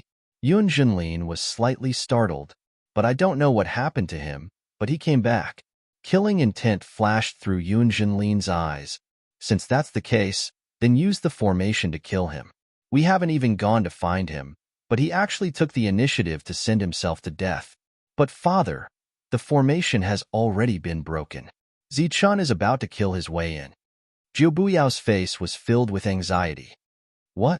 Yun Jinlin's expression also changed. How is that possible? He can break the formation? However, just as he finished speaking, the entire secret room suddenly trembled as if there was an earthquake. A golden saber light descended from above, directly splitting this underground secret room in two.